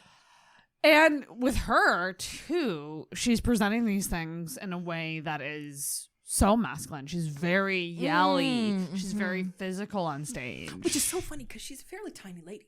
She's a tiny lady. She takes up a lot of fucking room. Like, she makes it known. Oh yeah, she'll move around that stage. I love it. She'll I love it too. I actually really Lynn Woods, who I recorded with last night, reminds me a lot of her in terms of the energy and how she demands the energy. You can't help but not watch her because she demands that you watch her. Yeah. And I fucking love that. And that's kind of what I gravitate more towards than, I mean, I love all different kinds of comedy. And I think that there's a lot of power in the low energy, understated style. But that's not me. No. That's not how I'm going to be. Not at all. Not at all. And nor should you be, because that's not you. And I think that's really beautiful though, because like that I just think about that Hannah Gatsby. Yeah. Like, she's that very hilarious but dry, understated, I've never seen that. I've never minimalist seen anything. Yeah, I've never seen it. bitch. It's polarizing though, isn't it? Some people Quite. love it and some people fucking Quite. hate it. She talks about her experience as someone who's autistic in comedy. Oh, I didn't know that. Yeah, and she has a art history degree that she dives into a little bit as well. Talks about Van Gogh. I think you'd really enjoy it. I have a couple of comedians that you need to check out, apparently. Send me some stuff. Yeah, absolutely. As well as all these Reiki massage and readings. yeah. You need to send me a bunch of shit. Yeah, we're gonna get you spiritually aligned and laughing. I think I just adore you. Stop you. Is there anything that we didn't cover in this wonderful convo that you I wanna feel bring up? covered. I mean, overweight and dating, I guess, like, that's the only one that we didn't quite, I mean, kind of dived into that idea, but you seem to be in a good place with it, though. So is there anything to even dive into there? I had a really hard time with it when I was younger. Like, Yeah. 100%. And like, because I didn't feel attractive and I didn't feel attainable, but my head blew up recently. Like, it's just been, I feel good. I feel great. I look good. I look great. Like, I am attracting the things that I want, and You're fulfilled. I'm fulfilled. And I mean, like, listen, like, we've had like Alicia. and I'm meeting my own needs. There you go. And I think that this is just goes to show your body is literally just your casing. And what truly matters is how you're feeling. Your mental health is like the most important thing. Yes. And like, once you're happy with that, you are going to ooze confidence. And you do. Thank you. You truly do. Thank you. And I love that you admit that you're confident and you don't say it's fake. So many people will instantly go to, oh, I'm fooling you. Yeah, fake it till you make it. And don't get me wrong, that's a great way to start. I And then you gotta I actually- think there's some issues with it. And absolutely there is, I because don't it's think all it's totally showmanship. a perfect. I think there's something to if you're channeling nerves. Like, say you're really nervous to go on stage and you channel those nerves and that's great. But like you also have to truly believe that you're good at what you're doing. Exactly. And I think that's why so many people think it's a great place to begin. But then I think a lot of us get stuck in that trap of showmanship and So true. pretending, and it's not healthy. So cut that shit out and believe in yourself and know that you can do it. Because you can. Do you ever feel like you're playing a character of yourself? Ooh, every day. What's the true you? Is the true, like, because I was asked this last night. Yeah. After my set by the person who asked me to do the guest spot, which was essentially just like, so like, how do you feel on stage? Are you an extension of yourself or are you playing a character? And it's hard for me to answer that because I don't know. Ooh, an extension of yourself. I don't know if it's me exaggerated. In my mind, I do kind of feel like it's a character because I no longer relate to the material. Correct. Yeah. So I'm actually putting on the mask of past Sarah. Sarah who had a fivesome at a sex party. Love that for you. Current me, I'm nowhere near that. First of all, I don't know if sex parties are back yet or not. COVID. Maybe, maybe not. I don't know. No. Have you ever been to like an organized sex party? Not an They're organized wild. one. What? What? Sometimes you and your friends just have a couple too many drinks and then end up having sex together. It Oh, happens. okay. So not. I was gonna say, like, are you in that nightshade ORG scene? Super here in into kink. Halifax? Super here for that. Kink is super fun. Group sex, I think, could be fun. I'm a try anything twice kind of lady because the first time you can get it wrong. Oh yeah, you gotta try more than once. Yeah. Yeah. That's the answer to my question. Of course you are. You're. Oh man, I mean, I'm just open. I want to experience all the things that the world has for me to experience, or else why was I put here? And like, I'm just down to clown, and like, why the fuck not? yeah, we're all gonna die. Yeah, we're all gonna die. What are we doing? What are we waiting for? Right. Exactly. That should be the title of this podcast. We're all gonna die. What are you waiting for? Get happy. Get happy, because nobody else is doing it for you. Get happy. I love you to death. Let the listeners know. Well, I mean, plug whatever you want to plug, whether that's Flotation Center, your socials. I want you to take over and tell everybody how they can keep in touch with you. Totally. If they can. I mean, why not? I need friends. So yeah, you can find me on Instagram at Harley Pye and hit me up because I need friends. You can also find me at the Float Center, not in a creepy way, please. On weekends, call them, make them their day because they deserve it, and go get a float, go get a sauna, go get a massage, go get what you need because we got it. And they're super fun, and all the staff there are going to be super excited to see you. Yeah, hit me up if you have any ideas for things you want to talk about in terms of sex or not about sex. And Let's chat. And maybe you'll be back when you'll be back. Okay, cool, done. Yeah. Check. You're on such an awesome journey, and like, you're an inspiration. So thank you. Oh, that's so like, nice. Thank you so much for doing this. Thank you for having me. An excellent This was so conversation. fun. Such a great therapy session. And guys, good. thanks for listening to the podcast. Be sure to follow Intoxicated on social media. Leave a review if you really love us. And Harley, you get to do the honors. Talk to the camera. Real good. There we go. Ring that bell. You can sing so well. We're gonna do karaoke. Thank you for listening to the Intoxicated Podcast. If you enjoyed this week's episode, make sure you subscribe on whatever podcast app you use and leave a rating or review on Apple Podcasts. You can also give us a follow on Facebook and Instagram at Intoxicated Podcast, and check out our video episodes on the Intoxicated YouTube channel. Until next week, feel hard and talk hard. Intoxicated Podcast is hosted and produced by Sarah McClellan, co-produced by Sarah Nicole, and brought to you by the messiness of life.